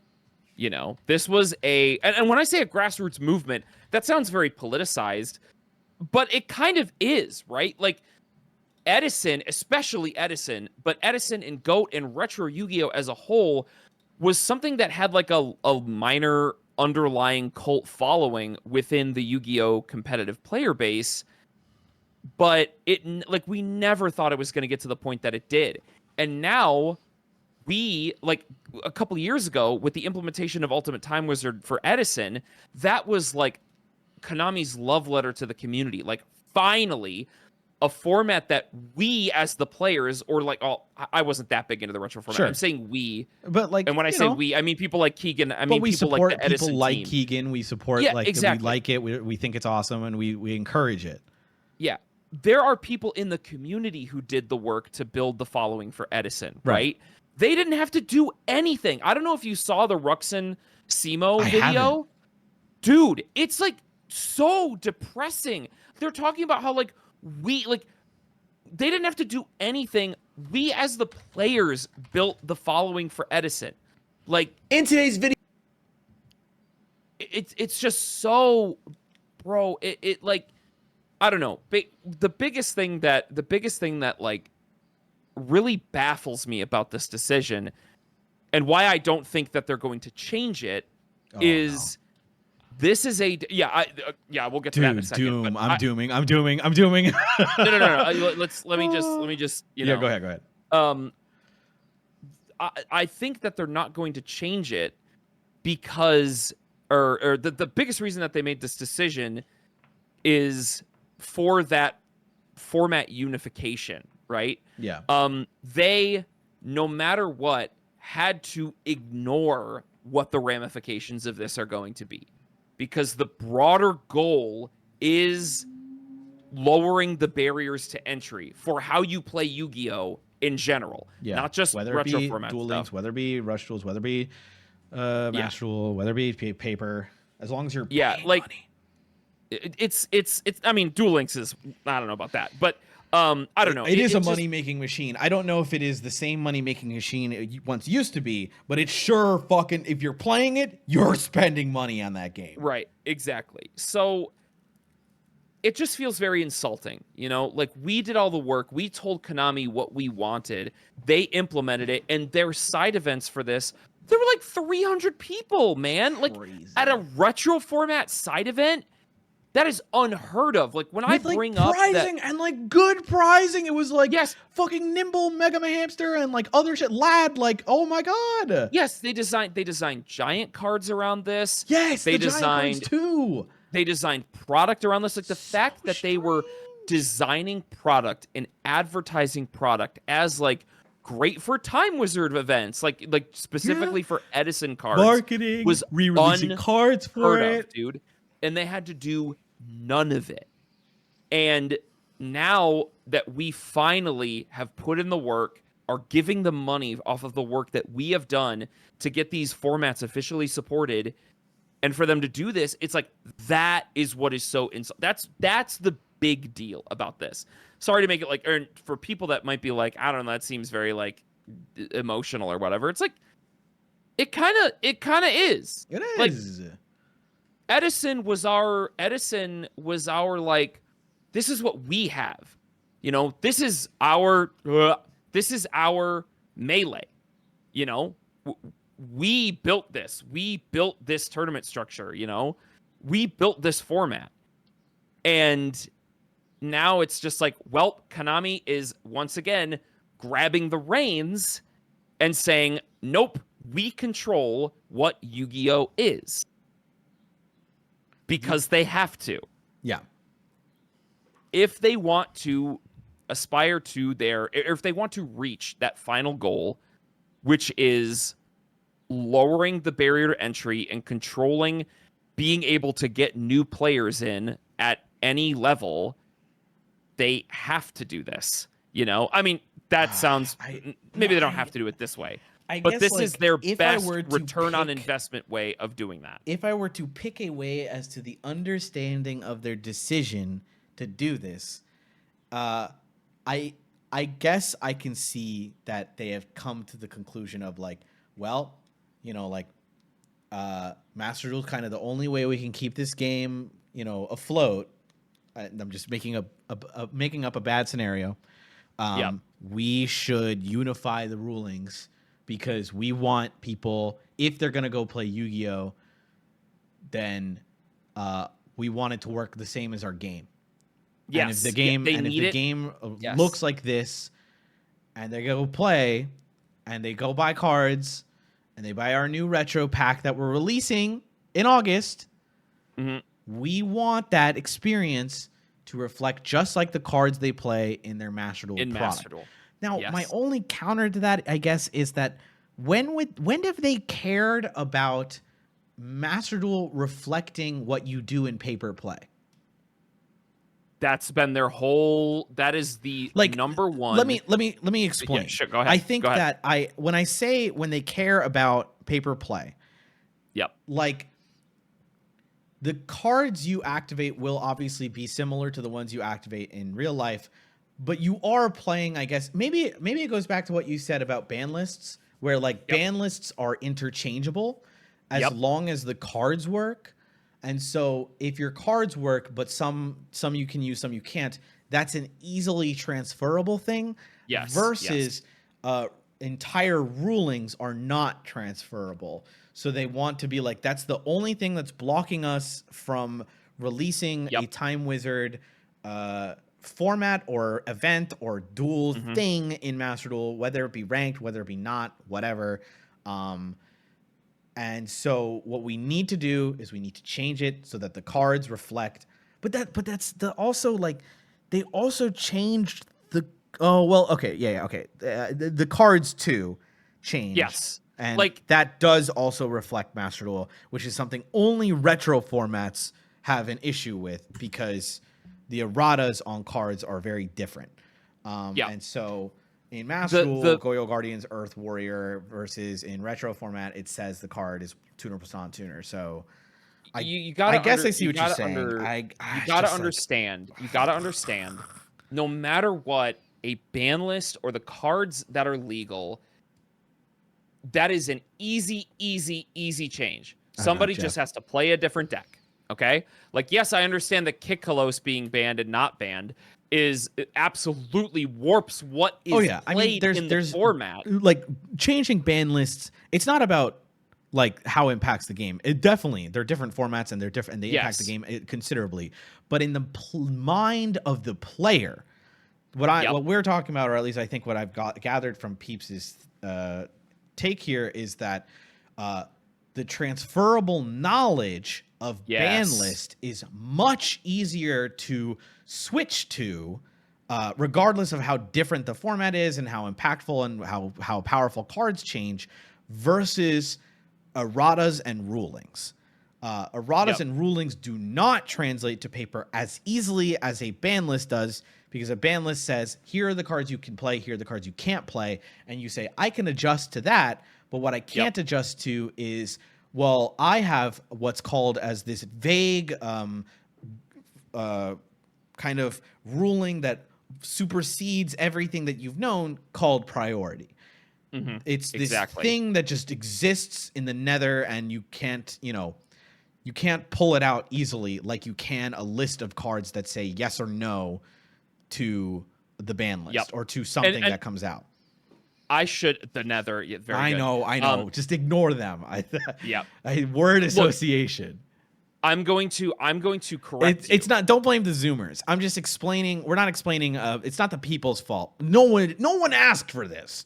It's just Konami making a decision based on what's easy for them to unify with, not what players want. The thing is, it is not that it's hard to transfer those. It's not that knowledge is hard to transfer. Right. It's that knowledge is impossible to transfer. Right. I'm saying by looking at the rule book and looking at the cards that you are going to be playing in this retro format, you cannot, with readily available game materials, divine how Gozen Match works in Edison versus how it works in Master Duel. There is nothing available through actual game rule books or whatever that tells you the difference between how a card worked 10 years ago and how it works now. You can't do that. The only way you can do that is get that information by viewing old forums or talking to specifically trained judges or judges that know the event back then, and you just have to trust that the community and people know what they're talking about when they discuss that. Oh yeah, the way that Gozen Match works in this format is just it doesn't work the way you think it does. You have to literally unlearn how a card resolves in one format and learn how the card just works to its core function in another format.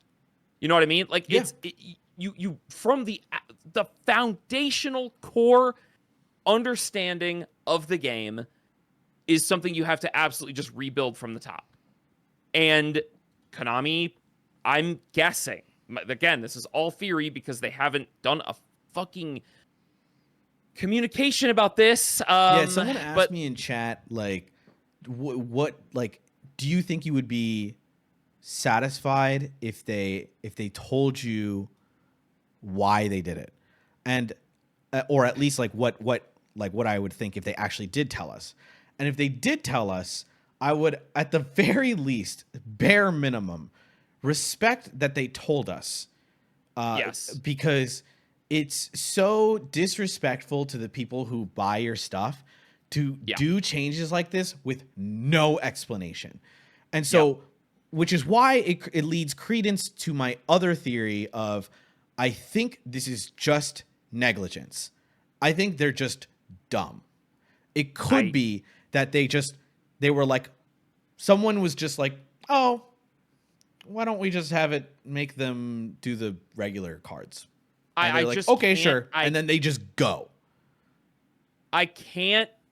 It could be. It's not. I don't think it is, but like, it's possible due to how laid back this change was compared to, I know, Japanese company, but you can't say that based on the experiences we've had in the past couple of months, which has been communicative. They have told us ban list changes. They have showcased feedback on stuff like Ultimate Time Wizard, stuff like prizing. Like, they are listening to the quote unquote community, even though they might not be as communicative as we want. Like, it is very strange to do this on a whiff like this after being like this. It's just a weird whiplash, which is why I maybe lead credence to the fucking like, oh, maybe they just did this without really thinking. I don't know. I could be wrong, obviously. I think why you would have that thought. I understand why you would have that thought because it is. I mean, Konami has made a lot of changes that have frustrated people, and they have had a lack of communication throughout there. I mean, that's have the biggest. So much evidence of them doing this exact thing. I mean, one of the classics is MST negate from like a Facebook post. You know, like that impacted the game so much, and they didn't even notice, right? Like they didn't even know. The Sangan plus Xyz ruling was huge. Yeah, it is. that is why I don't think it is a decision that was based on negligence. Or, I mean, I said earlier that they didn't realize Because how this was like an negative official this impact post, I was. guess. I think either they didn't realize how much of a negative impact this was gonna have, Sure. or they did realize that how much this was gonna negatively impact the player base, and they realized they had to. Big quotes. They decided that they had to do it anyway, and I just there's just no way you make a decision like this that so massively impacts a second golden goose that you have. Yes. It's so weird. There's so many people who play Yes. old formats. Like, I don't Exactly. get it. Old Yu-Gi-Oh! Specifically, GOAT and Edison. Like, The only reason you shake that foundation is because this is part of a bigger change. And I think people don't realize, in the world of like project management and product development and, you know, big changes and implementations to the larger structure of something, those changes are going to take a long amount of time, like a pretty decent amount of time. I'm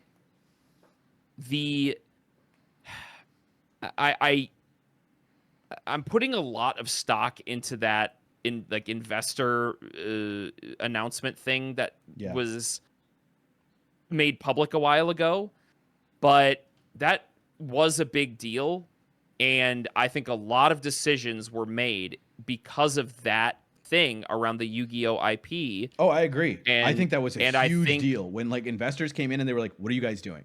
This is Yeah. we are getting feedback. You guys are not like this is bad. Like this is very bad." Yep. It is just they're making because of that, they have decided on a lot of changes. Right. And I think this was one of those changes that got decided on a while ago, somewhere along this timeline of we need to make it so Yu-Gi-Oh works the same wherever you play it, including alternate formats. And I did this was the first one because Ultimate Time Wizard, just to be honest, Ultimate Time Wizard is the smallest player base. You know, I mean, yes, there's a lot of people that support Ultimate Time Wizard, but the player numbers are the smallest.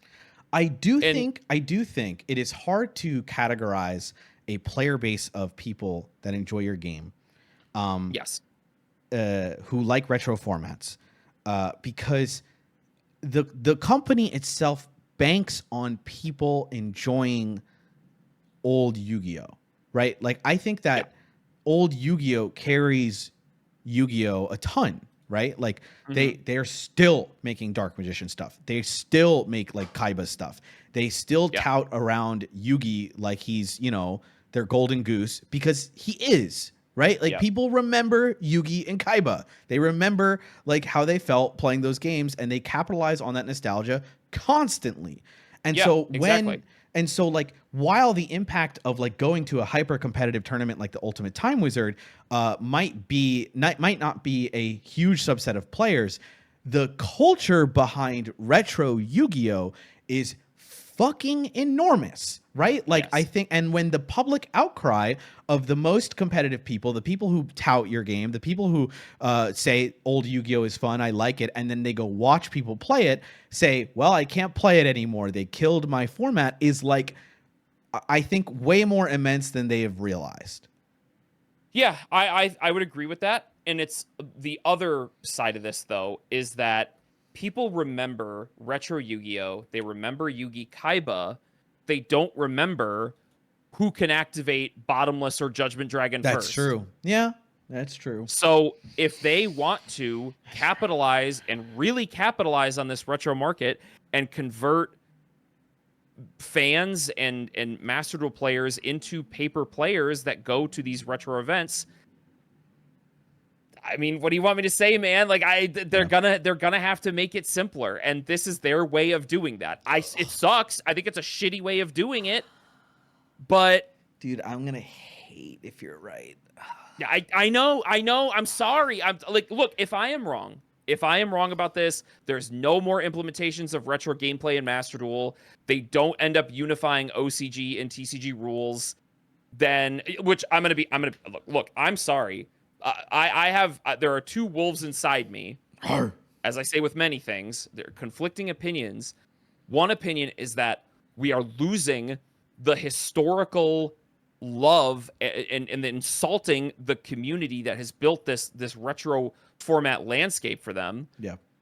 Which is my overall main opinion, especially regarding this specific situation.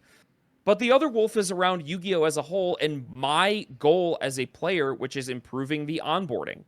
And if this is their way of improving the onboarding, I mean, I don't like the way that they're doing it, but this might actually be successful in terms of bringing new players into the game, you know, Dude, allowing that'd new be players to crazy. understand. I mean, I know it sucks, but I see no way this improves onboarding. This would be a massive benefit to it's not that it improves onboarding, it's that it removes a barrier, which is like technically an improvement, I guess. Yes, which is, I'm sorry, like it is ridiculous to the way people are expected to understand the differences between rules in modern Yu-Gi-Oh! And Edison versus GOAT versus all this other stuff. It's crazy. I'm sorry, it's insane. You have to look up what rulings are different for Edison versus Hat. Imagine wanting to try two retro formats. Hey, chat, tell me how Necro Valley works in Edison versus how it works in Hat versus how it works now. There's no way. You have to go to forums. You have to go to Discords. You have to talk to judges. You have to message multiple people. I don't want to do that shit. I don't want to do that shit. That's not banless. That is the foundation of the way the game is played. I don't even know. I'm a judge. I have no clue. Never mind. I agree with Konami now. Like, eventually, you're gonna have to do something about the complexity of this game. And this is their way of doing it, and I hate it. What the heck? This change rules. This game isn't very interesting if you cut the friction. Rebby, I love you. I agree in some ways, but that's not true to the new players that are frustrated as fuck trying to learn it. What do you mean by cut the friction? So, like if you look at Yu-Gi-Oh! As a very interesting timeline about how things have changed, how Arata's got implemented, how the design of their game has changed, yeah, it is super fascinating. It is fascinating. But yeah, you're right. Fascinating doesn't get asses in seats. That's true. Yeah. The thing that gets asses in seats is understanding how to fucking play it. Yeah. What new players are picking up Edison and Advance at the same time? A fuckload. Like a ton. Everybody is here. Like Edison is still growing. Yeah, no. It is unfortunately when you get inflicted with the Yu-Gi-Oh bug, you start to be like, I'll try that other thing. I'll try that other format. I have the cards. I'm here. My friends are playing. Blah blah blah. Like it happens. They would not support it if it did not happen. I don't know. Like I think that it does do something positive because they're not getting rid of it, right? They're not doing they're not you still have Ultimate Time Wizard, right? Like you can still go to it. It's just like it's dead to us as a concept because of this change is way more sweeping than I think they realize. And so I do, maybe it's like a combo of like, I think it's a negligence on the impact on the game and well, we got to shore up the rules anyway for Master Duel and to like make it more easy, and it'll be easier on our judges, and it'll be easier for Master Duel players if we ever do implement a Time Wizard thing, because we've done it already and it had pretty good numbers or whatever data they might have, and so they're like, fuck it, just change it, and then you know, sure, and like so to them it's like a light change. To us, it's like this is a nuclear bomb on my home. Yeah, and you know, a couple comments I'm gonna respond to. People who want to play their old Goyo are gonna be pissed. Wow, yeah, classic. Of course. Like, of course, people are gonna be pissed about this. People are already pissed about this. I am pissed about this. 36K on Ruxin's alt with Alex and Simo ranting about this. Dude, Gage uploaded today. Like that's insane. Like like people coming out being like, this is how I engaged with Yu-Gi-Oh! And now they killed it. This will lose a massive percentage of the existing Edison player base. That's not who they're making this change for. And like, I agree with Keegan being like, I think these formats always existed before Konami. Like, the grassroots scene does not give a shit about what Konami does because they love to play the game that they grew up with. And so clearly they like that format the most, and it shows because they show up. People showed up to the events. They go. Yeah. There's no fucking, like, listen, not to shout out these other formats. Maybe you love them, cool, but like, there's no people like uprising for Hat or Tengu or Toss. Like, they're not doing it. Why? Yeah. Because they like the other one. They like the old format. They like old Yu-Gi-Oh. They want to be exactly. like literally when Gage said, "I want to summon Goyo Dragon because," or upset Goyo Dragon with Goyo Guardian. I put Goyo Guardian and Stardust Dragon together. I want to summon Goyo Guardian because he's cool and I like him. Yep. Boils down exactly why people want to play old Yu-Gi-Oh. And Arata in gold, Goyo Guardian to an unplayable card means you can't play him anymore. Yep. And that is a death sentence Put the for Earth your Tuner in the retro bag, format. bro. Huh? Like, yeah, it said put the Earth Tuner in the bag, Dude, bro. put Like, the Earth Tuner in the bag! yeah, but see, Ad break chat. that's the thing is, like, people, that is the sad part about this, which is those, you know, Just the on historical every card. aspect. I mean, they of this- could, but they don't want to. the historical aspect of this of retro formats are dead, which is arguably the reason retro formats should exist in the first place. But that doesn't matter, you know, to them. That doesn't matter to them. Yeah. because the overarching goal is not to maintain the current retro player base. The overarching goal is to make Yu-Gi-Oh simpler via the way it is most popularly played, which is Master Duel. And that is their goal, is to limit the barriers for entry, and this is one method of one of their chosen methods of doing that, and it sucks. This is all theory. Like, Speculation. we really don't know why. Like, they did this on a random, what was it, yesterday, Sunday?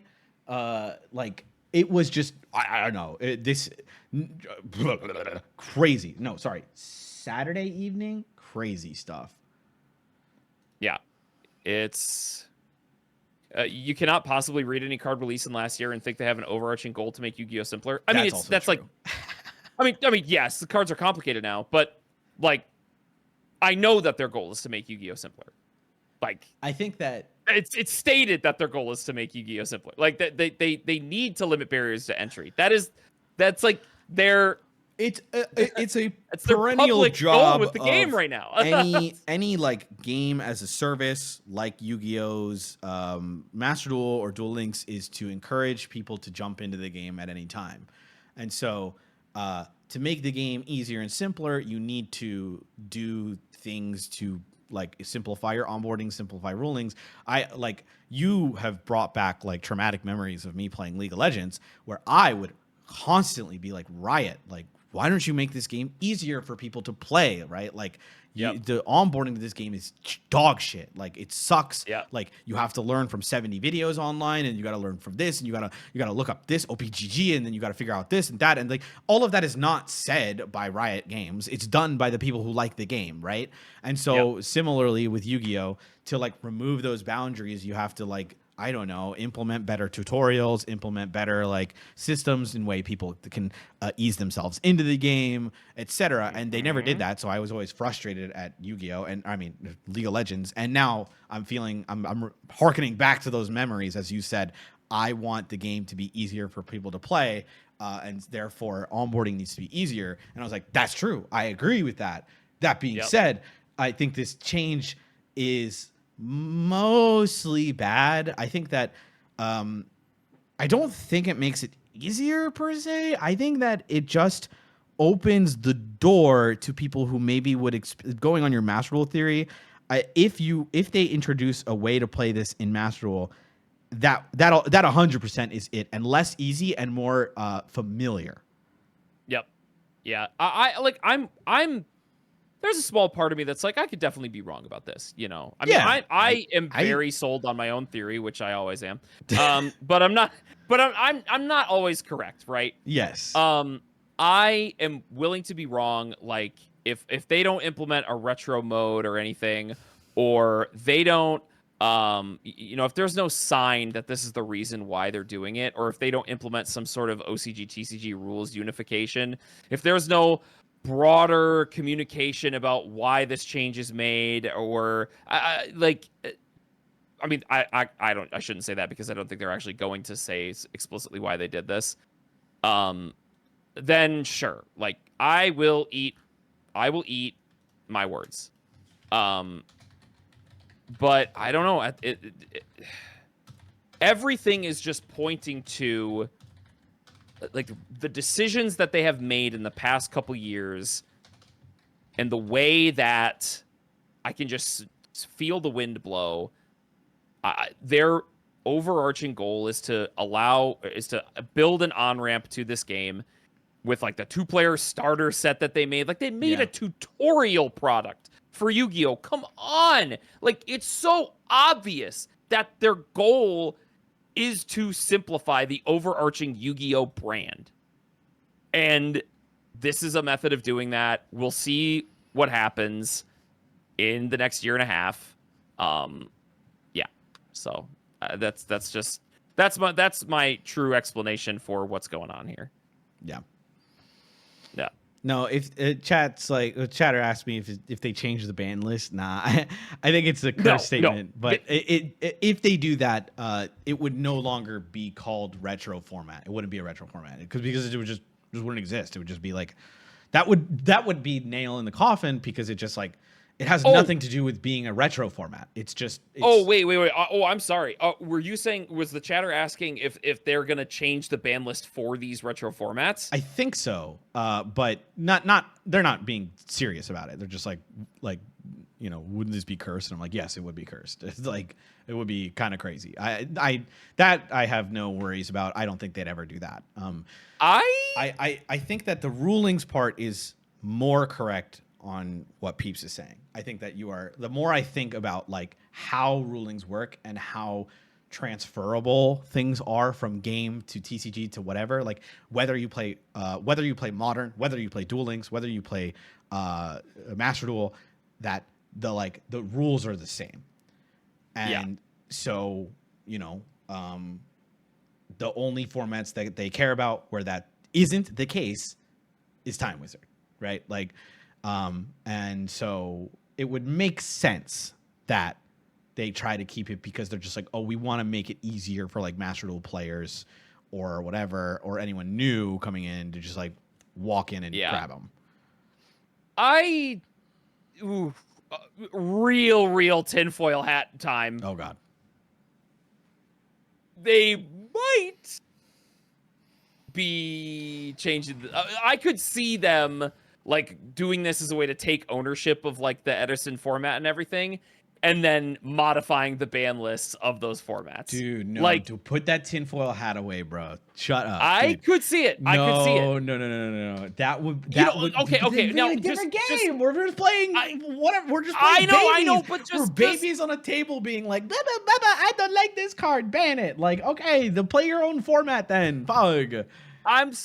Look. I know. I get what you're saying. I guess I could see it happen. I would fucking hate it. I could see them being like, okay, now that these rule changes are here, now that we have ownership of these Time Wizard formats, we are going to create this era of the game as an alternate format. So, we've made these rule changes. Cards operate differently than they used to. Let's ban Royal Oppression. Let's ban Trap Dust Shoot from Time Wizard 2010, I know that is a crazy thing to speculate on, but like I don't know, man. I don't know. So first off, what happens if a broken clock continues to shout out times 70,000 times a week? It will be right eventually. Was that what you're doing about me? Yes. I know. Fuck, Look, dude. I'm just. It's hard for me to be like, this is gonna happen. No, versus, I know. I wouldn't be surprised if this happens. Like that's Yeah, what I'm yeah. trying to say. No, I know. If you want to do the broken clock thing, for me, sure. My absolute actual opinion is that I think this change was made because of Master Duel, and I think within the next year and a half, like before the end of 2026, we're gonna get TCG and OCG rules and rulings unification. Yeah. Not ban lists, not set release. I'm not saying Maxi is going to be legal. I'm saying I'm saying that is going to be happening, and I also think this is part of an even broader goal of them implementing like a full-on rules database and rules comprehension material, which they could, which they won't do until everything is unified via rulings. That's my real conspiracy theory I actually believe about this change take. But my tinfoil hat take that I don't get to celebrate if I end up being right is that I think they might do this and then actually take ownership of these retro formats and change the ban list. Maybe. That's a possibility. But yeah, I just think this is part of a broader timeline of fixing something that people have complained about a lot, which is Yu-Gi-Oh's complexity and the inability and the lack of rulings materials. Maybe. I think I get what Yeah. you're saying in the sense that regardless of how players feel about that, it might be that the company thinks like, well, the game is complicated. If we made the rulings the same, like blah, blah, blah. Like I could see them coming to that conclusion regardless of how players might feel about it. Do you want to watch Alex and Simo? Alex and Ruxin? Ruxin? Yeah, let's do it. Bro, Let's I'm do it. so off. Hello, everyone. Welcome to Ruxin Live. And Ruxin I am in Las Vegas with Simo. We were having a great time. We were enjoying each other's company. We filmed like 5 videos. I'm pretty sure. We were actually about to record an Edison No, match. we were so close. We were playing Edison and we were sucking each other off during Edison. And you guys were going to see it all. And now they took it from you. We were 69ing each other. We were having Man 69, celebrating Pride Month. Lo and behold, we check our phones. John Moore posted a video. Dude, We his see the head's in notification. fucking his hands, bro. His head's in his shoulders. We read the Gage title. texted Gage me. texted Keegan me. texted me. Like everyone was texting me because this happened while we were filming and we were having like a great time. What have While they we done to were Edison throating format? each other. We were having If a you great guys time missed throating this, each other. Konami has just so hard on my throat. announced that Edison format will now be using current rules, so no priority. You're getting Arata text like Goyo. You can't even summon it without an Earth tutor, so half the decks can't use it. Like 90% of the decks can't use it. Many other things. If you want to go through everything, I think John Moore had a big long list of all these things that Saber are forever. going to have major changes. Ab Zero got worse. There's just a lot going on. How does Konami look at a format that is thriving, that is everyone loves, that enjoys? It's not even solved. It's not like they just changed up the format like that. If it was GOAT and they did something like that, which I guess they did do to GOAT, you could be like, well, it changes the format, so there's more to figure out. That could be an argument. Edison's not solved. There's so many new decks. We were just talking about this weekend. All the different. I don't cards know. The more I think about negligence, the more I think like it's not just Edison that has been impacted by this. You know, Oh, yeah. Every GOAT is over. historical GOAT is format, over. like we were talking about it GOAT's earlier in dead. chat. Like, how do links work? What about pendulums? Like, this is if the goal was to make this less complicated, like this is insane. being played. Like people are playing. What was it? It was Volcanics and Black Garden was topping. Yep. There was what was the other crazy one that won? Oh, like the Des Lakuta Blackwing deck. Des Lakuta, like people are doing it's all like this crazy it's stuff. crazy. Like the format, it's like people like there's like the decks that are like the best decks, but like the beauty Oh of my God. Edison is the fact that there's Edison, like 30 new shit decks coming out theoretically all that the can time. like win the event, and it's like anyone if they're just like if they're just goated, they can just they win, and it's like I don't understand. Like it's so frustrating because it's like. Who looked at this and was Bro like, beats cancer, and then they come out with we killed the only Yu-Gi-Oh format you like. Yep. You Here's know your what? reward for beating Let's- cancer, asshole. I think it was fucked up that Konami did that to Alex specifically. make this a worse I agree. experience for everyone? Oh, and like 300 people at a side event. How can we encourage them to not show up? literally, like Yes. it's so frustrating because it's like for once they did something that was like great and it was like thriving, and like I remember Nats last year, I think like almost like double capped. I think it was like 400 people were playing like last year, and like people travel like every Like not this is every at but a YCS, bro. Like this is like main event. Like they're like usually modern numbers are like okay, but like imagine if you had a dedicated venue for like a Time Wizard event. It would go dummy mode. a lot of other card games have multiple formats that people will travel to the event for to play that format. Like if it's Magic, they have like standard and modern and legacy and like whatever. And like it's unfortunate that, well, it's maybe fortunate that Alex is learning a lot of Magic from his friends and working with all the cool Magic content creators. Because like like if you play another card game, you're like, wait, what? You guys support the old formats and it's fun and interesting and they talk to you? Damn, that's crazy. Yeah, I know. What if they didn't and then they never said anything to you and then they took your format away for no reason? Yu-Gi-Oh! Just has advanced format, but then they had Edison, and all the boomers like me and like plenty of other people were like, this rocks, this is really cool, and now they're like, you know what? Let's just like go ahead and just completely destroy what people are enjoying about this. Like I don't understand like what the decision making behind this was. It's genuinely like appalling. Like I don't even know what to say.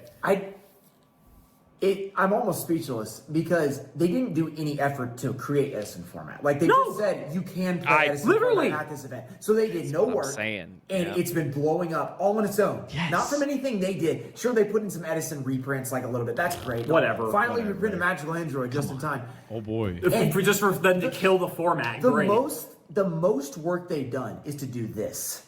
Yeah. The only thing they've done was change it so that people don't like it. And I'm gonna go like on the defensive here a bit. I think some of the changes are not bad. For instance, removing Prio, yes, it's like different, but I think removing Prio actually makes Edison better because Prio is just generally bullshit. Just Prio is bullshit. It is fucking stupid. Prio is the dumbest rule ever. I tried to not go about. I try to not make this a talking point because I don't think it's worth talking about. Because like, it doesn't matter that Prio sucks. My overarching opinion is that that's how the game was played back then. Yes, and what matters. I kind of agree with you. I think that I think they're talking about it the way I talked about it, like literally an hour ago. Of like, I think that that changing Prio is not a big deal. However, that's not the only thing they're doing. So it's hard to be like, oh well, like Prio's like a frustrating experience.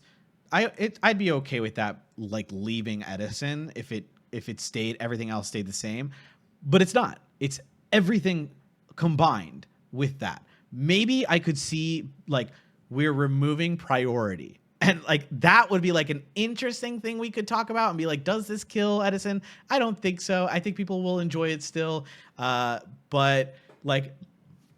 As long as you're summoning, Goyo Guardian, as long as you can play your cards, that's fine. But I don't know. It's weird. Yeah. I like, because I know what you're thinking of. Like, it's hard to be like, do you want to do this old format? Okay, but what if we changed it? Like, isn't that ruining the whole point of the old format? Like, I try my hardest not to make that the point because it's. That's not what this is about, Like I understand that I fucking hate priority, right? And to be honest, priority not being in the game massively, like I'll be honest, it massively changes how the game is played, like 100%. Oh yeah, the way decks are structured. If the only change was just priority is gone, like that in itself completely upends the format, They changed so much. Yes.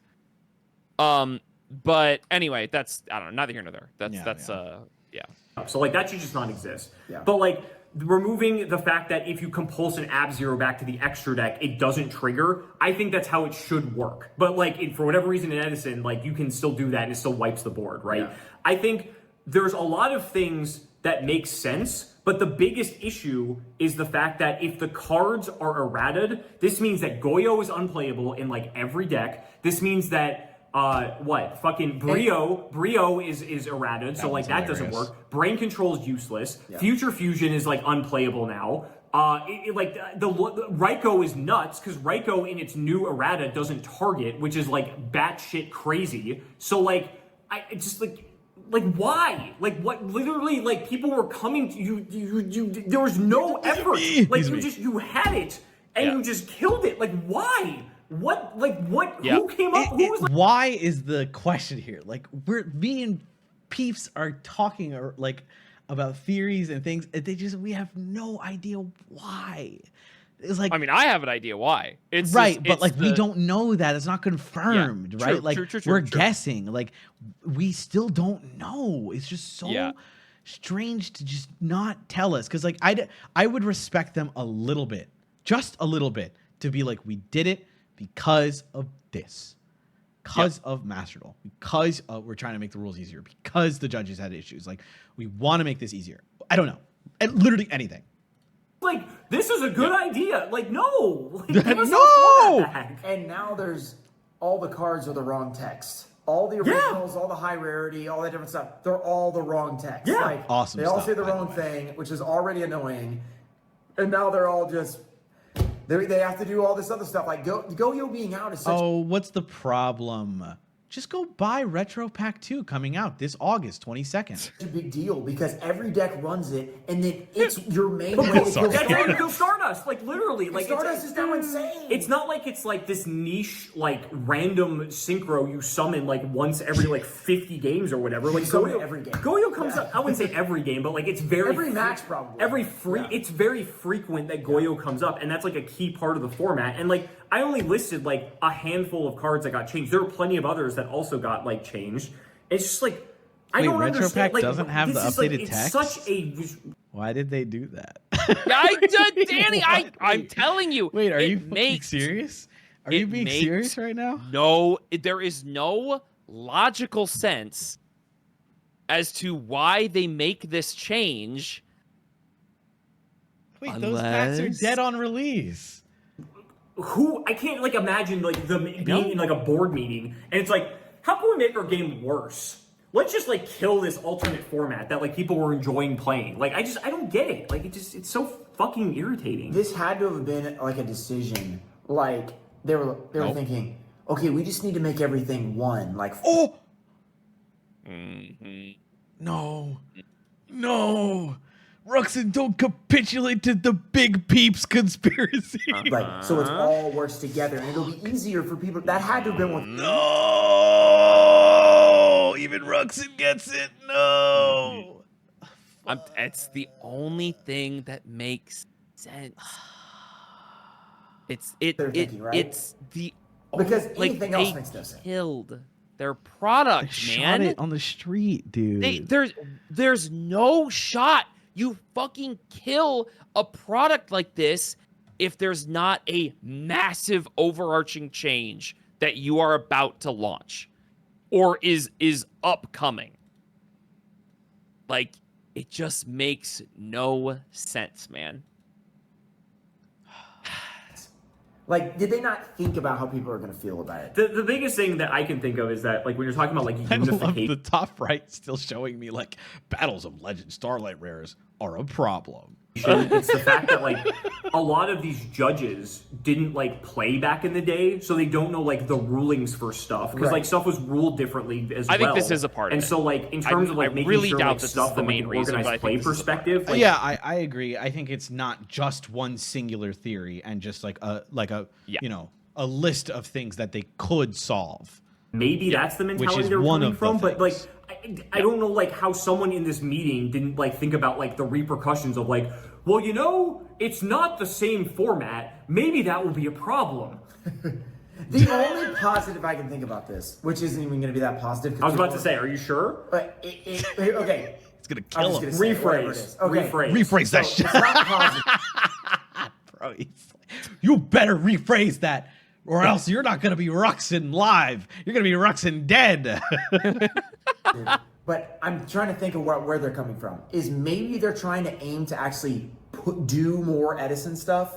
So like they want it to be like all their judges like know what they're doing. So they're like for these format. But the problem is No one's you gonna just play now. got rid of all those players. No one cares. So it's like, yeah, we would want more. They're gonna Edison play stuff, Edison, but just won't if be we're not in interested person. Edison anymore, it doesn't matter. So Yeah, the start. literally, it's like Yeah, but okay, but my problem with Master Duel Theory is that they're not announcing anything in Master Duel.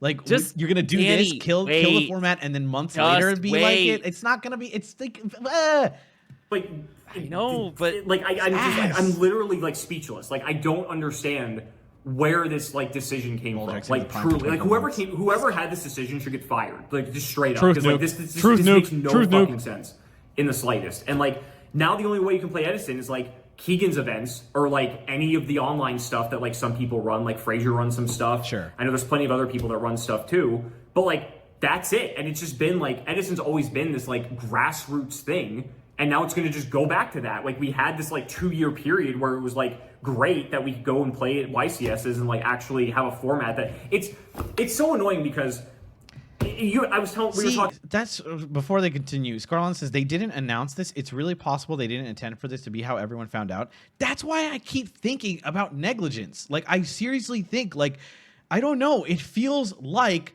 one of those like Facebook posts someone makes and they're like, by the way, this is how you play like this format now. And you're like, no official announcements on like social medias, no like things like where did it, I can't even find the original article where that was released. I only have Joseph's post. I would love to see it if anyone has it, but God. Talking about this. It's like when you go to a YCS, the people who are playing like in the Edison NAWCQ, side event are having like the best time of their life. FAQ. Like even if you get like just scraped, people are having a great time. And everyone who's playing modern is just like pissed off and frustrated and just like in a bad mood all the time. And so it's like this weird disparity like seeing like both groups. Because even if people get waxed in Edison, they have a great time just because it's like it's fun. And so it's like, at the end of the day, that's why we're playing this game, is because it's fucking fun. But if they're just going to kill it, then, like, what's the point? And so many people I know were, like, defecting from Modern to Edison because they wanted to, like, not be in this, like, spiky, try-hard mindset or always being angry all the time. And then they come over to Edison, they get a taste of, like, what older Yu-Gi-Oh! Was like, and then they're like, wow, this is, like, actually fun. And it's, like, crazy, like, weird concept. Like, I'm actually enjoying playing the game, right? It's, like, I don't get it. It's, like... It's so agitating. I don't get it. I can't believe we stopped recording and like this news. Yeah, literally. Like we were having like a great time. Like we filmed some great stuff today, and like the next thing we see, because like we had our phones on like airplane mode and stuff filming, and like all of a sudden we see all these notifications of like, did you see this? Did you see this? And it's just like, oh my god, I'm gonna like actually blow a gasket. We were just talking about how Oh, gasket, bro. He's going. It's so- He's crashing out. He's like actually crashing out. I would crash out too, honestly. If I the only way I engaged with Yu-Gi-Oh, it was Time Wizard format, and like I would go to events, especially like in Vegas, and like see my friends and be like, let's all play Time Wizard, and then they just killed my format dead in the street. I'd crash out 1,000,000%. Yeah. so crazy, hard to man. find like news that you're like excited about a lot of times In Yu-Gi-Oh specifically. in Yu-Gi-Oh, and they do the opposite. Literally. They literally do Literally. something that we're like, no way, like freak out, like that's impossible. Like, Do you see it? I can't. It's dead. believe it. It's Konami, look, Edison's dead. Konami. Edison's dead. Goat's dead. Like it's all dead. Like unless you're playing grassroots, it's dead. Like there's no official. With Goat, I don't think it's as important. Sure. No, it's It's actually mainly probably Edison. better. Okay, I take it back. I was about to say, But you sure about that? Goat is people just aren't playing Goat as much. I guess, So yeah. I play it on. But just all it's the fine. old formats are dead. It Like, just straight up. doesn't take away as many cards in Goat. It does because there wasn't as many printed at that point. And people aren't as into Goat anyway, so That's it's like true, not as yeah. big a deal. But That's true. Konami, look at me. It's not too late to change this. Oh my God. It's not. You can say based on player feedback, we decided to roll that back. It's also so funny that they released this news. It's You have time. You have time. Konami, you have time before Ruxin finds you. like what 9 o'clock, or like they released it at 9 o'clock on a Saturday night of all things. Like, were they hoping that like no one saw this? Yeah, because it's like deep within the public events page. You have to go to the NAWCQ qualifier page, go to the public event information, scroll down all the way to Time Wizard. So if you Control F Time Wizard and then click it until you hit number like 16 and you hear what are the rules for a Time Wizard tournament new. So it's like, it is official. It is on their site. And they're like, this is the official way to do this. But they haven't like announced any of that. So now you're like, now if you don't, like, let's say you don't check the general information. Let's say you didn't see that there was a new update. You've been to YCSs, you know how this works. Now you're gonna go to this YCS without obviously following a like a YouTuber or an event page or a news page. Like, you would not know, and you're gonna walk in and it's gonna be like, oh, you can't play this card. Dude, how many DQs are gonna happen? How many DQs are gonna happen in the Ultimate Time Wizard? You're gonna be until this news is circulated. Like, Yeah. Yep. It's crazy, man.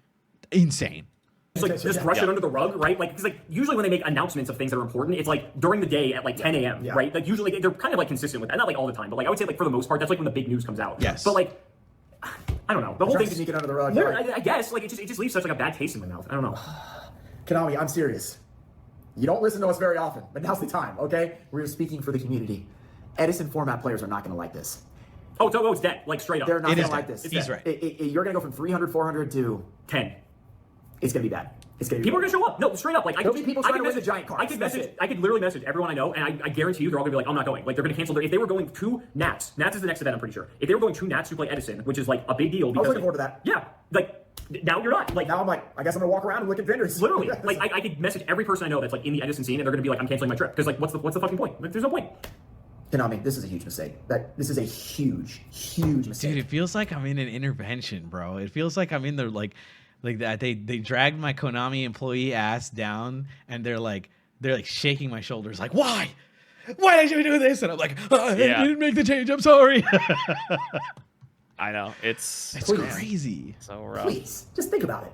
Which clearly you did already, but Owned. I mean, I don't know owned. if there's anything else I have to say. I mean, it's just, I was already speechless when I saw this. Like when you were the one that saw it first, and I was just like, there's no way. I that this- read John Moore's the title of his video. I'm like, this has to be clickbait, right? Like, No, it was when real. you watch it, It was like, real. no, Yep. he was 100% accurate. They destroyed the format. I'm like, I just like I just. I thought at first he was going to say like no more side events like for him, and I'm like, oh, that would be unfortunate. But this is basically the same thing. You can play them. There's just not going to be 300 people there anymore. So I mean, it's really just going to be Keegan and the grassroots effort at this point. If people want to keep playing the format, but the fact it's not even officially supported anymore, it's like, granted, people were playing it before it they're was going to officially keep supported. playing it. It's just Yeah. not They're gonna gonna be keep licensed. playing it. Which is like that just like delegitimizes the whole thing, right? Because that was the event. Because like people look at these other like grassroots events as like not majors, Yeah. right? But then like you go to like a YCS because it's official, and then that's like what people care about, So Yeah. it's so frustrating. No, there's but an interesting conversation about like culture behind an officially sanctioned event versus a non-official event, and the culture, the thought process behind it in the like people who play the game. I don't know. I'm actually just like I'm livid. Like just truly. It's literally the worst possible Yu-Gi-Oh news we could have gotten. So Which is like that's we deal with a lot playing with this. Like somebody's just got a baseball bat. This is our head, just knocking us. we're so used to just like being like disappointed all the time, and it's just like this is not disappointed. This is way. This is like on another level. This is like straight up on another This is level. like the Yu-Gi-Oh card game is canceled. That's basically what they. Well, for like a large, like I would say small. But for a large player Yeah. base, they did do that. Yeah, right? they did. Like, what if you don't know RBET exists, right? Like, if you just like were like, I like playing older format Yu-Gi-Oh, and then you hear about Konami, and they're like, we're supporting it. Come play the way you used to play, and then you're like, oh, okay, and then you do, and then they're like, now it's different. Fuck you, and you're like, okay, I guess I won't play anymore. Yep. Oh my god. Upset, I would say like they probably feel that way. Yeah, it's like if they were like, hey, by the way, you can't play Yu-Gi-Oh anymore. Like it's done. We're not printing cards anymore. So, and It's like, basically what I they- want to be clear. When I say the format is dead, I truly mean that it is like it's such a significant change. You are not playing the format you used to play, like so beyond like a ban list, like Peeps. Yeah, said. It is beyond that. I think the attendance for the NAWCQ Time Wizard stuff is going to be like infinitesimal, like It will be so bad. unbelievably small that it is just. I don't know. Okay, here's my speculation of what's going to happen. Okay. They are going to host a Time Wizard event still at Nats. I think they're not. I think they're not going to revert this change. I think they will too. I think they will host the Time Wizard event. I think it will get less than 20 people, and they won't do anything about it because they can't. Damn. That is, if that happens, I'm proven right already. But You mean like they just don't change anything? They're just like they just do not revert this they change. just like roll on. They just like continue. They just like act like nothing happened. Yeah. Damn. There's no Time Wizard Big event at the WCQ. Oh, you like I'm talking like side events even. Like, okay, if there's no big Time Wizard event at the NAWCQ, but like if that's, I see. There's no Ultimate Time Wizard at NAWCQ. Got it. Yeah, if that's the case, it's only 8-person pods. I bet like dead. No one's 2 of doing them that fire. shit. Nobody's playing that shit. Are you serious? Yeah. Wow. Yep. And then they're not gonna change it. And that right there doesn't confirm my suspicions. Like a ticket, like for 2-3 tickets or some shit. Like, are you serious? Yeah. Yeah. Oh my god, that's crazy. Mm-hmm. Yeah. I'm like baffled. I forgot. Someone said there's no Time Wizard at NAWCQ, and I got confused. And I missed that they meant that there's no Ultimate Time Wizard. So that means there's no big tournament. That's crazy to do that, by the way. Yeah. I don't know. To release this change and then be like, there's no Ultimate Time Wizard at this YCS. I don't know. I guess it's the WCQ, so it's like it's always a different YCS, right? Like it's a little different than a usual one. Yeah. But still. They did for a bunch of people. So tough stuff, man. Yeah, awesome. Cool. Not too late to change it. They're not going to You change won't. it. They're not but going to change it's it. not They're too not late. going to change it. They don't listen. They don't care. They don't. Prove us wrong.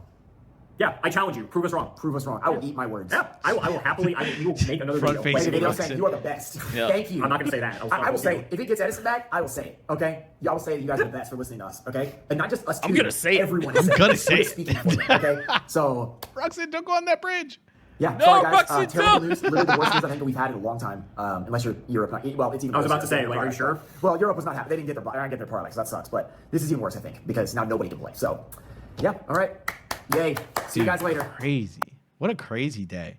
Chain so impactful, Alex had to shave. Is he going around on all these and just commenting change so impactful, X person did this? Like he was in Gage's video and was like, change so impactful, he got the password right. And let's see, where's House of Champs? I know he's gonna be on there. What? Joseph doing dumb shit again? No way. What? That's crazy. Konami ruining time. Oh, yep. Wait. Edison prices skyrocket. Here's why. No. Konami destroys a popular Yu-Gi-Oh format. Goodbye, Time Wizard. What's bad YouTube? What's bad YouTube? Based. Get them, buddy. Get their asses. More like what's bad YouTube. Get their asses. What's bad YouTube? It's a bad day in Yu-Gi-Oh history when we got House of Chance being like, what's bad YouTube? Yep. Oh, man. Does it surprise you that Money won't pay to have judges dedicated to certain formats? True. Fucking true. Hell, the only time we see official Money employees is Julia. The announcers are that one guy announcing the FNL list. Hey! So funny. Oh, man. Jared, 284, with 24 months. Change so impactful, I lost the house. Change so impactful, I lost my apes. Our feature Change with so 32 months. impactful, I be shitting my pants. And Bishop Braley with the 22 months with Prime. Holy fuck.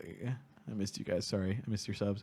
Money, you're so funny and clever. The problem is they are Money. Yeah, like I hate calling them that, but I'm like, but true though. Yeah, but actually, so true.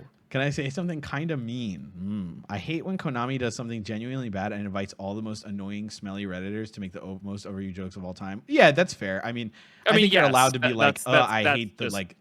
That when is they true. do something objectively bad, like the most annoying people come out to be like, oh, dude, it's like you still play the Yu-Gi-Oh? You're like gay, and it's like, oh my god, dude, come on, it's fucking Pride Month. Just shut the fuck up. Oh, fuck. I like that you laugh. Blue Rising 100 bits change is so bad. I subscribe to Twitch.tv/LukeWildGarbage. You're still playing the Yu-Gi-Oh? You You're still gay. play that DDR Ohio game? Shut up! Fucking Christ, man. Okay, I'll let you go about your day. Thank you for All right. and Yep, bye. giving us your theories. Everyone go Yep. subscribe to Peeps. Follow Peeps. What a nice mountain of a man. Holy moly. It's 7